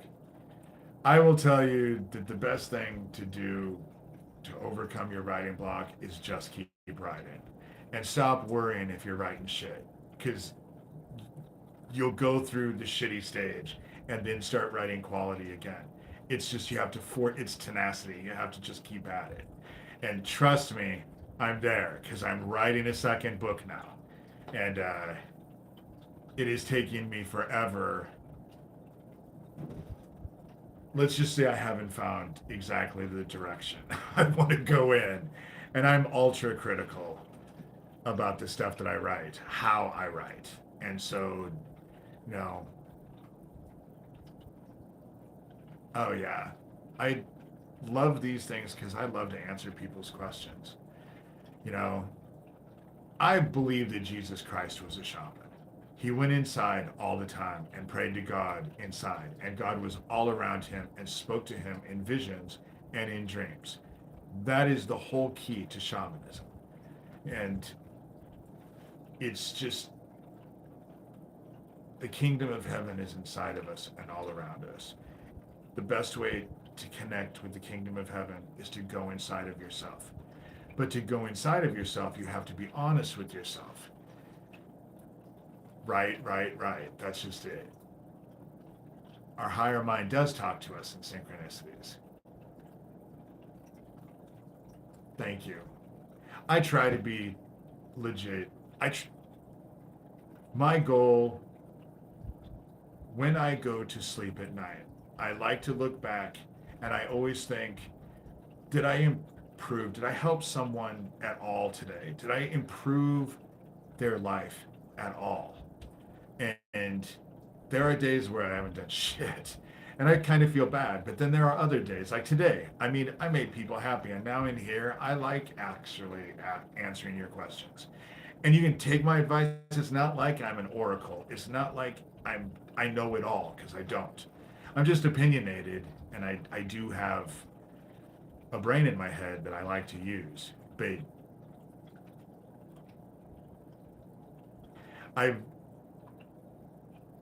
I do not need to be the smartest person in the room all the time. I would think that would be exhausting. I think it would be exhausting to have to be the best every single time. I love it when I'm in a room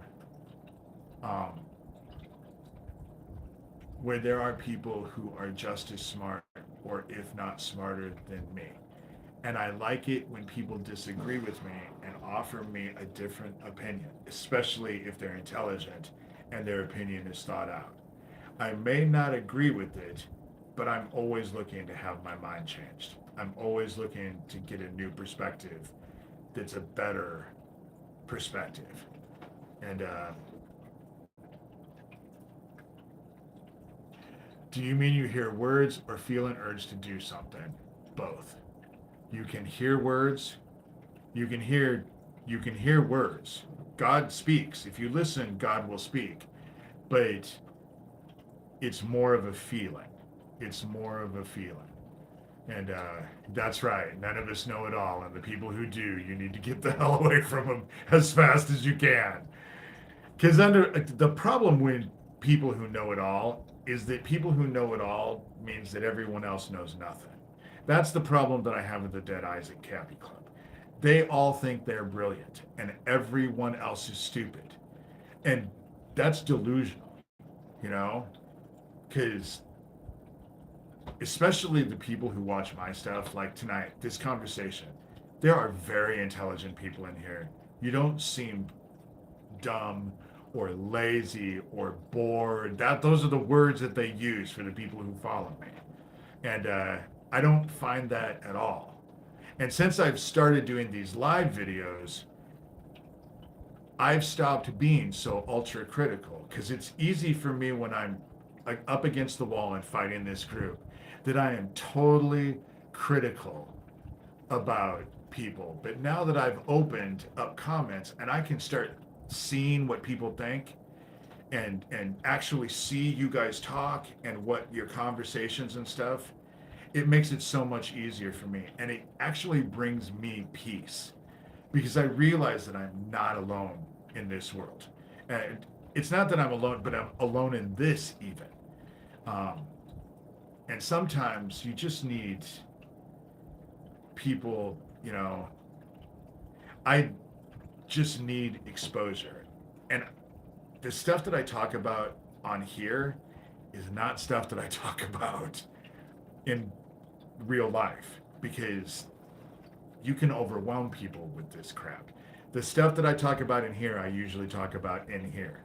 And it's not, there are a few people that I talk to out and about, but it's a brief conversation. And usually it's just, you can't be deep all the time. And sometimes it's just, that's why my friend suggested I visit here. That's just it. I find that we raise each other's frequencies. And that's the whole thing. Without, you will not be able to ascend if you do not have the frequency that love in your heart provides. However, we need each other to reach that frequency. We can't do it alone. I can't do it alone. None of us can do it alone. And we need to, that's why I'm just so much happier. Oh, they're lurking. They always lurk. They always lurk. But they have acted so bizarrely the last few times, and they know that it has made people suspicious. So I have a feeling that they're starting to wise up. I wish I was bored. Amen to that. I always have stuff going on. Yeah, don't stir them up. Please don't stir them up. Because this conversation's so good. I am boring, I think. I think I'm a boring person. But I'm rarely... Yes, mic is a little low. My mic. I can talk up. It's on my phone. I have this whole setup that when people donated and I said I was doing this podcast, I have here, let me. I got all of this to set up. I don't know if you guys can see it, but it's just taking me a minute because I'm so not technical. I got it on eBay and stuff, but I'm trying to get the podcast thing. I don't know what's different between the podcast and what I do with these live things. I'm just, again, not technologically. It takes me a bit. I'm really good once I get into it, but it takes me a bit to get myself to jump into it. I love eBay. I rarely buy stuff, but I love to look. I'm a shopper, but I think I'm more of a window shopper than a shopper because one, I don't like to spend a lot of money. And a lot of times I just want to go out and see what's out there.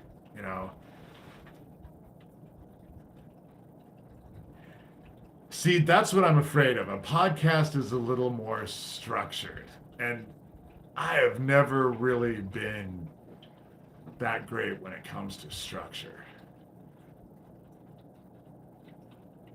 I understand always seeking, and I also being isolated. I actually, at the beginning, started talking about that because I say that is common for those of us who are from heaven, who are here to help other people. We've never felt at home on this side. We generally are very isolated. We love everyone, but we're isolated. And it's hard because people see our light and either want to possess it or destroy it. Some people gravitate towards it and want to learn from it, and like tonight. But there are a lot of people who will try to destroy it. See, I'm isolated, but I don't ever feel alone. I'm never alone. Because heaven is with me all the time, I never feel alone. And God is always with me. I'm never alone. I'm just never, I can spend days, months by myself. I used to be agoraphobic. That's the reason why they break into my house. That's because they knew I was agoraphobic for a long time. I was just afraid of going out and about, and but now I'm not afraid. A lot of therapy, but I never felt alone. When I was getting a divorce, I never had felt so alone. But then once I got divorced, I discovered what an abusive relationship I was involved with. I was not a victim in it. I was not an easy person to deal with, but we were just not good together and it was abusive. And like I said, when I got in my middle of my divorce, I ended up trying to unalive myself. And I'll never do it again because 3 days, I took a huge amount of Xanax. 3 days later, when they put me in the hospital and they took my blood stuff, I had enough to actually kill a person 3 days later. And they didn't understand how I survived. I know that God is not going to let me do something stupid like that. So I would be one of those people who would go to a tall building and jump off of it and then bounce on the ground a couple times and then wake up in the hospital. I won't ever play that game because I don't think God would be pleasant with me. But agoraphobia is common amongst organized stuff. Yeah, because when you leave your house, you know they're going to get in your house and you don't know what they're doing in your house. And my dogs, because the whole thing about it is they're feeding my dogs peanut butter because they know it fucking bothers me. Excuse my language, but because I'm trying to stop swearing too. That's the other thing too, is I'm trying to change my. I have a nice vocabulary. I don't need to swear all the time, but it does. It does. It makes you nervous when you leave. And I don't know what they're doing in my house. That's the other thing too. I don't know what they're doing in my house, and they always do stuff so you know that they were in your house, but they do stuff that you can't really call out. You know, that's I like that Yoda. There is no try, only do or not do, not do, do not. You know, that's just it.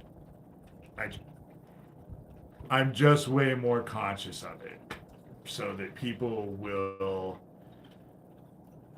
I know that bad language, especially if you are inclined, when I'm talking about God and I'm swearing like a sailor, it just doesn't seem to go hand in hand with each other. It's like the antithesis of each other. And so I'm really trying to curb my language. But when you're isolated and you're alone a lot, that is bad language is a curse. It's cursing. Yep. Cursing the self. You know. And I have a pretty extensive vocabulary. It's I'm an avid reader. I don't read books like I used to read books when I was a kid. I read incessantly. And incessantly. Now you only have so much time as an adult during the day. And I keep a lot of people do talk to think. They don't think what they're saying and they haven't thought a lot of thoughts. That's a lot of times, it hurts the spirit. That is a good way of looking at it. It is profane and it does hurt the spirit. And that is an excellent way of thinking about it. Yeah, I don't like to have conversations with people where you can see the wheels turning. However, there are also a lot of con artists that are totally fluid, and they're no fun to listen to either, because it's too rehearsed. They It sounds like I'm being ultra critical, and I guess I am, but in some ways I'm kind of an intellectual snob. Not really, but if all you can talk about is all your stuff and what you have and what you're going to get, and what you're wanting to get and what you want. I find that conversation, because that's what I grew up with as a kid. All of my parents' friends were rich, and rich people are boring. They are so boring, because all they talk about is the stuff they have and the stuff they want and the stuff they're going to buy and the stuff they have bought. And it's just, con artists do use language against people. And people who read a lot had an emotionally restricted childhood, and that was it. I couldn't express any emotions when I was a kid, and so I read a lot. Books were my escape, and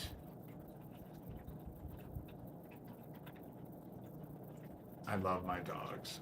I love my dogs.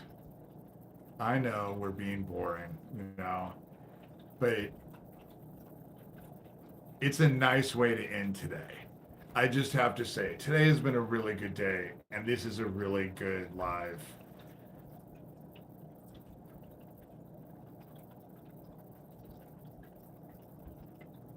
See, I think that rich people, the problem is, Jesus Christ told us the worst thing to do is be judged and be found wanting, because wanting is like a black hole, and it becomes insatiable. You never get enough. If you are full of want, you never have enough, and you can never fill that void. That's the reason why it says heaven loves a grateful heart, because if you're grateful for what you have, it curbs that want. And I am always that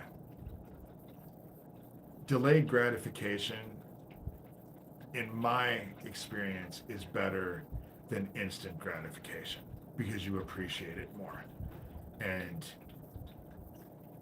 it just works better that way. I love to praise the Most High and Jesus Christ's teachings. I am not a traditional Christian, I guess, but Jesus Christ, his teachings saved me in so many ways, in so many ways, because it gave me the direction that I needed to actually do what I was supposed to do. I grew up in a family and their friends who had no boundaries. There were no boundaries. And so as an adult, I really appreciate boundaries. I like knowing what I can do and what I can't do, or what I should do and what I shouldn't do. I like all that. When people start arguing about God and Jesus Christ and, oh, it's just a bunch of rules and stuff like that, yeah, it is. And I like that, because it helps my life come stable. That's just it. It's grounding. It's grounding to have rules and know what you should do and what you shouldn't do. I find that it is the best thing. People who are living this life,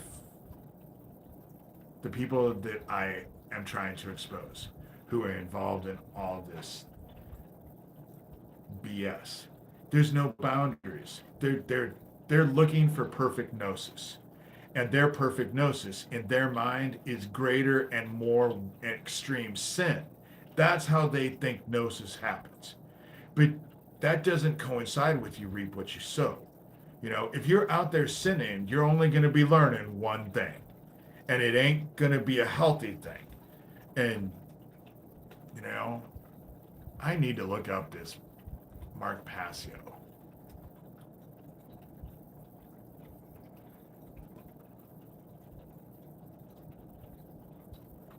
Thank you for,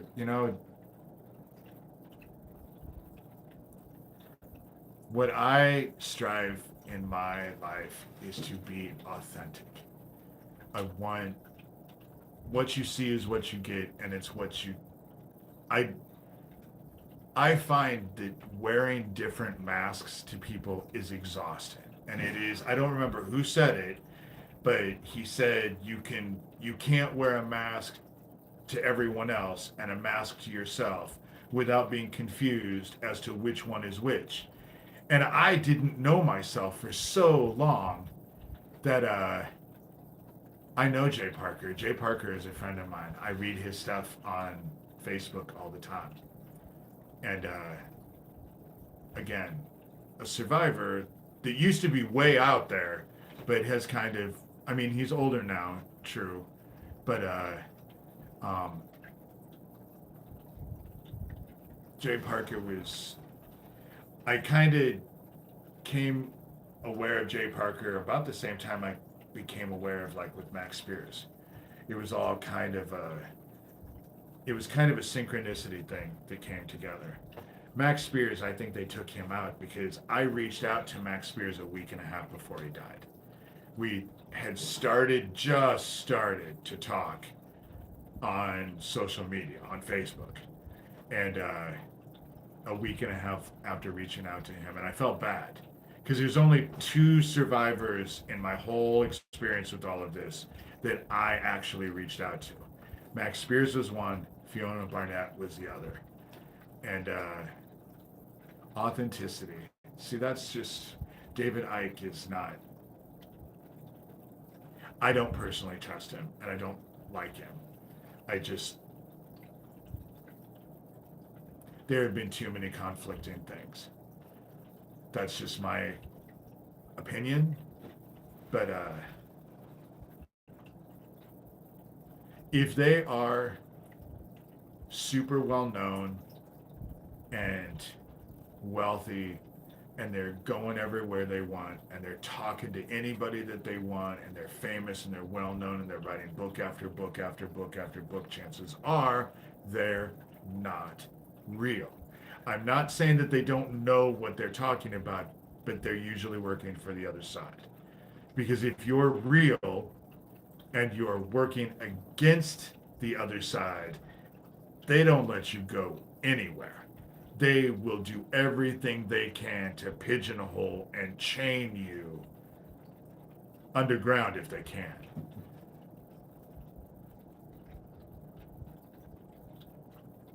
I think the whole tax thing, that's just it. I don't understand why. I mean, the Ukraine was one thing. The Ukraine was one thing, and I know that people will be. The Ukraine, its nickname is the world's breadbasket. A lot of the world's food comes from the Ukraine. And so when Putin invaded Ukraine, it's always about resources. Every war is about resources. And I understand, even though I have a lot of, I don't necessarily trust Zelensky any more than I trust Putin. I don't trust any of them, actually, to be quite honest. You put them in, if you put someone in that kind of position of power, power corrupts and absolute power corrupts absolutely. So, but what's going on in Israel, I don't understand why we just gave a bunch of money for that. I don't understand why we gave a bunch of money for that. And when Netanyahu came out and said that what their little terrorist attack thing was their 9/11, he actually came out and said it was Israel's 9/11, and that was immediately when I didn't trust it, because our 9/11 was a put up deal. It was set up. And obviously, it was set up when you look at that Illuminati card game that was published in '92 that has a picture of the Twin Towers getting hit and a picture of the Pentagon getting hit. And the fact that it happens, I just don't believe that these people were greater soothsayers than Nostradamus. I think that they paraded it in front of people's faces. So to say that this whole thing that happened in Israel was their 9/11 immediately made me suspicious. I just, there is so much controlled opposition. That's why I reached out to Max. I didn't agree with everything Max said. Some of the stuff he said, like he said that if you got hit with this directed energy weapon stuff long enough, that your body would kind of get used to it. I thought he was a freaking. I thought he was crazy. But being hit as long as I have with their weapons, it's true. Your body will adjust to the stuff. You know, it's probably giving me cancer or something, but it's not causing me the heart problems and the blood pressure problems that it did once before. What, you know, and so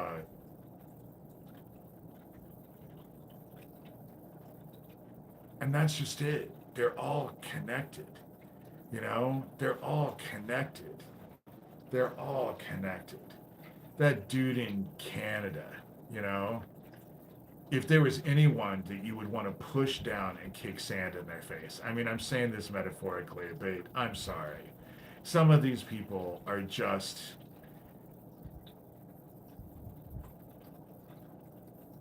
Our leaders are just out of control. But it says at the end, that's how it works, is that our leaders will end up being out of control. And see, I don't know anything about Klaus Schwab either. Klaus Schwab resigning and going back to Planet Akron. I don't know who Klaus Schwab is. I'm sorry, I don't, some of the stuff I'm caught up on, you know. The thing about it is that as long as they're alive, they have the ability to have forgiveness and redemption. And forgiveness and redemption, even though I go on a lot about not being about forgiveness and redemption, I'm about accountability and retribution, which is what is they're going to find in the dark. It's not, that has been my focus. But forgiveness and redemption right now is still key. It's still on the table. It still matters. But you have to honestly repent and turn away. You know, you have to honestly turn away. And a lot of the people that I fight on a continuous basis, I don't think they have the capability. I know that's a judgment that I probably shouldn't have. And I could be surprised. I could be wrong. But from what I've seen, they're too desperate to be right. They're not going to accept any imperfections on their part.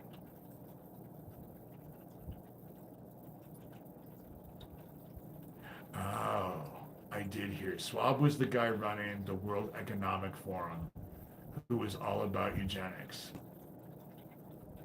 Yuval Harari is also exposing them. Good. That's the whole thing. There's a whole group of us. See, I'm learning so much about tonight. When they're not in here taking over the conversation, I learned so much from you guys.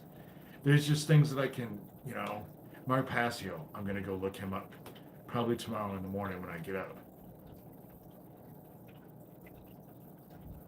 Actually, I'm not being weird. I just took a screenshot of that because it's names that I can remember. I won't remember the name. Wake up in the morning and be like, who were they talking about? And I want to go look. If you have any videos that you guys want to send me, dlshurter@gmail.com is my email. And if you're not a bad guy and you send me stuff, I generally watch it. But if you're a bad guy and you're just sending me stuff to irritate me, I never watch it. I used to, and then I would spend all this time pissed off. And I just got to the point where, what's the point? The whole point is to piss me off. So if I don't watch it, then I don't get pissed off. No weapon formed against us shall prosper. Exactly. It doesn't surprise me surviving things that the faithless and fearful would not. And that's just it. That's when Isaac came and told me that he had gotten 4 of Mike Aquino's phone numbers. And he was harassing Mike Aquino on the phone. First of all, I got angry with him because what he was doing was complete and utter lunacy. Michael Aquino was not someone you wanted to beat with a stick, because he had a much bigger stick and he was a very dangerous man. But in that same conversation, I asked Isaac Cappy, what is your relationship with Jesus Christ? I know that nowadays people like roll their eyes and all of that stuff, but it is true. Jesus Christ helps us embrace, understand, and live the Word. That's the whole key. That's the whole key. I don't worship Jesus Christ. I know that's probably controversial. I worship the same thing Jesus Christ. I try to worship the same thing Jesus Christ worshiped, and that was the Word. Jesus Christ did not worship Jesus Christ. And that's, I just think that, I'm just reading the conversation. My Passio video is titled Censored. Satan is in position and saying that I was wrong. I would be interested in that video. I would definitely be interested. And I don't share, if you're a normal person, I don't share stuff. Every once in a while, if someone leaves me a comment that I really want other people to read, but then as you see, I end up blotting out the name. It's only the bad guys that I like to expose. And they're busy doxing me and doing all kinds of stuff to me, so I don't feel remorse even in the slightest, because they want to do whatever they want to do to me, and they don't care about what they do to other people. Juxtaposition 1. I've heard of that. Him too.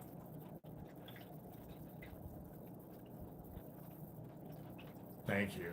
You're not supposed to worship Jesus. That's it. You worship the Word. The Word is love. Love God, love everyone else. That's the key thing about it. I'm going to take that. A lot of times I can take steps. The older I get, if I'm not sitting here writing it down, I will not remember in the morning. Trust me on that one. What I'm finding, especially talking with everyone, is that there are people out there who are doing really good work. And it gives me hope for humanity. That's what it does. It gives me hope for humanity. And as much as I do not want to end this, it is 5 after 10, and I probably should head down, let my dogs go out and take them to bed. But if you guys don't mind, I want to pray.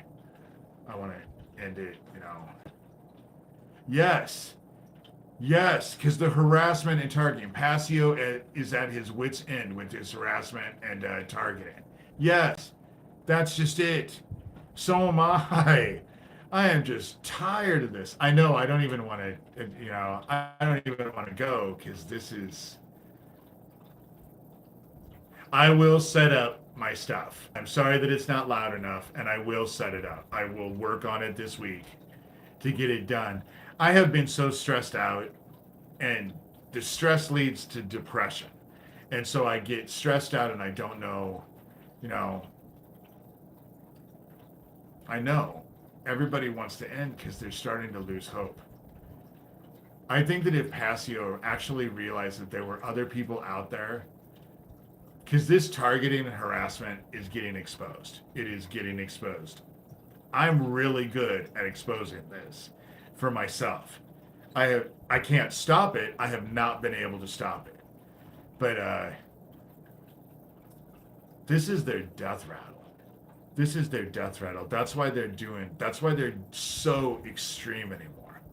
Because all of their shit is falling apart and they know it. And okay. Some of you have it pretty loud. I find that some people say that they have a hard time hearing my videos, and sometimes I have a hard time hearing my videos when I post them up, but then other times they're fine. So it's kind of weird how it works, But it's stupid I got this set up. It's stupid that I don't use it. And yeah, they came home to my house and used my dishwasher for while we were away for 3 days. They do all sorts of bizarre shit that you can't tell anybody because people look at it. Was like when I told my friend, I can't tell anybody that they're breaking into my house and eating my peanut butter. And my friend looked at me and said, dumbass. They're breaking into your house, but they are not eating your peanut butter. And I was just like, I can't keep peanut butter in the house. I'll buy a new one and then go to it a week later and haven't even opened it and it's almost gone. She told me, dude, they're feeding it to your dogs. And it never clued into me. Somehow that was worse, you know? And, oh shit, I have cameras all over my house and in my house. And it doesn't stop them at all. At all. At all. You know? And I don't know, one day I came in, I do not know if it was my dogs, but all of a sudden, I came into my bedroom one time. This was just recently, like in the last month. And it smelled like people had gotten wild in my bed. My bed smelled like sex. And I've been celibate for, 12, 13 years now because of my faith. And so, I don't know if they manipulate the recording. I just can never catch them. I never can catch them. And then I found out on Amazon that Amazon is getting sued because they have a device that sends out this like high frequency thing that turns off Wi-Fi. It scrambles Wi-Fi, so then you can't, So I don't know how they're doing it. And really I can't even care because I can't stop it. I can't. That's why I don't even really think about it. I try not to think about it because it's just I know that I went and researched, and Amazon's getting sued because they were selling these devices on Amazon. It's the same thing with the directed energy weapon. I know it's right next door. I know it's right next door because, and sometimes they'll park things around me that shouldn't be there, and those nights are always the worst because it's like they build it up and then they drop it down and then they raise it up right again. And I think it's because they're trying to give me a heart attack or a stroke. I don't know the nuances. I'm not one of their scientists. I can only tell you what it's like to experience it, But the Havana syndrome that these people are facing, that's what it is. That's what it is. It's just those people had homes that they could go to because they were getting hit at work. But when they have it set up in your fucking house, where do you go? Where do you sleep? And so it is. It's horrible. It's horrible. And I am by far not the first person. If you look at targeted individuals, they will talk about this directed.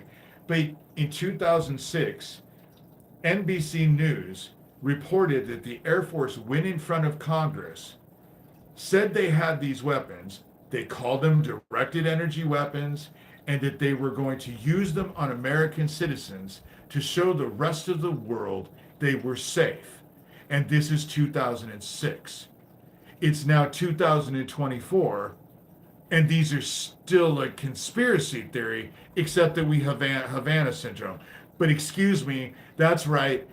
Voldemort is behind the Havana syndrome. It's him and his little group waving their magic wands. That's what causes the Havana syndrome. That's the shit they want you to believe,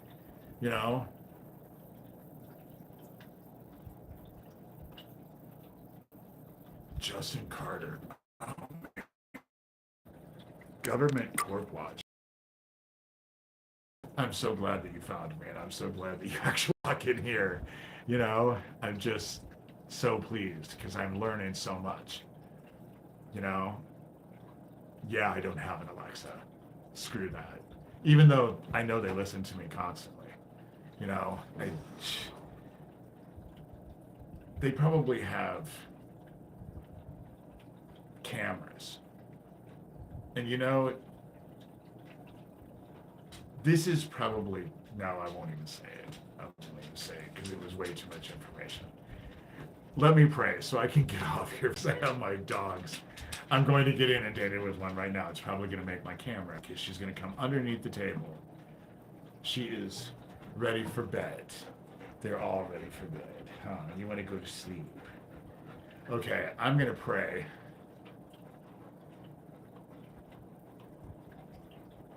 Looking out for Charlie. There's another one.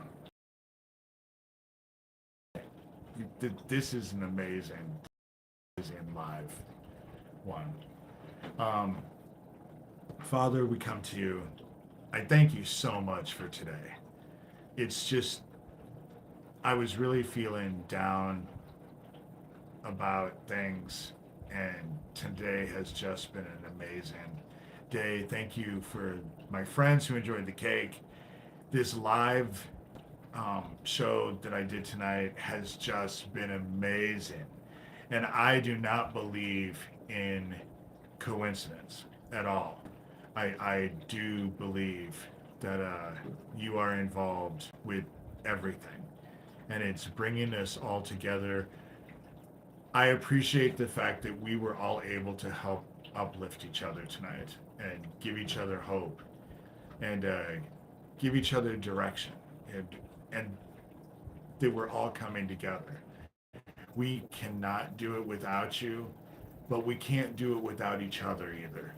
We are all in this together, and I thank you for reminding me of that today. I'm not alone, and that we're in this together, and we all have gifts that we bring to the table, and I just ask that you allow us to be open enough so that you can work through us as us to bring to glorify your name, basically, as trite as that may sound, to glorify your name, because there is nothing better than glorifying the word. What's better than love? And I just thank you for all of the opportunities and the direction and the fact that I'm still here and that you've kept me going on all of this. And now I'm starting to realize that there are other people out there who are doing the same thing in their own way. And it just, you can't help but come away having hope, that I'm regaining hope in humanity. For so long, I was losing it and was starting to get so angry with humanity because I was focused on them, not realizing that I needed to change my perception and let go and let God. And I just really appreciate today. I know that you appreciated grateful hearts, and I'm very grateful. I think a lot of people in here are grateful. And I ask that you, I'll keep doing this work and keep drawing people who need it to actually get them so that they can go out and make the world a better place as well. We all just love you so much and want to do whatever you need us to do to glorify the word. And we say these things in your son's name, who helped us learn the word and how to live the word the most. We say these things in your son's name, Jesus Christ. Amen. Sorry, that was a little bit all over the place, but I like to pray. Even that's the whole thing, is when I was bitching at everybody about, oh, keep your hopes and prayers, they're just terrible. That was all my BS talking, because I was just, my panties were in a twist for a while. So Timothy Homeseth, I'll deal with that real quick. I dealt with Timothy Homeseth for a while. I stopped talking to him because he seemed kind of weird. However, the things that happened to him and the things that they dealt with, that he has dealt with this protection order and him finding out about that child trafficking ring in Broward County, I think that he was completely onto something. I started talking to him because he reached out to me after the Jacob Wetterling case. Because for those of you who know me, I threw a fit about what happened with Jacob Wetterling because it happened no less than 2 weeks after I went on that Caravan to Midnight show that's on my blog. You can go down at the very bottom. You can see that video where I talk about it. And he was the one who told me that the body they found was not only not Jacob's, but it wasn't human. But I think the bad side has sent me stuff that he supposedly have written, and he kind of has involved me in stuff that I don't understand and I don't want to be involved with. And so he's not my investigator. I haven't talked to him in years, and when I did talk to him, it was no more than a month, and it was just online. And the conversations were brief at that. He sent me stuff, but I rarely dealt with him. And so he is not. The whole thing about it is that the people that are investigating are not my investigators. And a lot of the stuff that I have put out there is because a lot of you have been, especially with Isaac Cappy, a lot of you were following Isaac Cappy after he died. And I walked away from everything, just like Fiona walked away. Isaac Cappy was the last straw for Fiona. At the time, Isaac Cappy was the last straw for me. I kind of gave up hope. And Fiona definitely gave up hope. And so I look at so there were people who were following this and knew things for so long and so much that they were sending me stuff because they knew it's the same premise of in town. Everyone knows about the drug operation that's being run by our sheriff and his uncle, who is the county attorney. Everyone knows about it. It's an open secret, but nobody knew what to do about it. Well, of course, in town, people started watching my videos. People in town where I live watch my videos a lot. I have a lot of people. It's made me a bit of a divisive figure because some people think I'm a hero, but then there are other people out there who think I am the devil himself, it seems like. They just, but when they started seeing my videos, all of a sudden I had people coming to me. In town, they just came up to me and then would start telling me things. And that's the same thing with the everything about Isaac Cappy. There were people who had problems. There were people who had problems, but didn't. Dude, you don't have any connection to me, to Timothy Homeseth. I fought with him. Herb Bergstein, let me guess, Geo Farnsworth, this is yet another account. I just had to block your ass from an account you just sent 4 days ago. The whole thing about it is that maybe posting my fucking shit, acting like a fucking criminal, you had to come right in because you just have to destroy everything, huh? Because you're just some criminal dickhead, And so if you don't want people to think you're a criminal, stop doing criminal shit, You're an idiot. And you dance around, yeah, I bet you're not. I bet you're not. But you all think you're Legion. Nobody knows who you are because you have so many fucking sock accounts. Now I'm starting to swear. I gotta get off here, guys. I bet you're not. I don't give a shit who you are. You're just another person who's gonna end up in the dark. And you think you're smarter than everybody else. And you think everybody else is an idiot. And it's sad. It's sad because you're so wrong. But you're so deluded that you can't convince an idiot about shit. So, all right, I gotta get off here. Bye, guys. Sweet dreams. I know Timothy writes about me. I don't like it. That's what I just got done saying. I don't like it.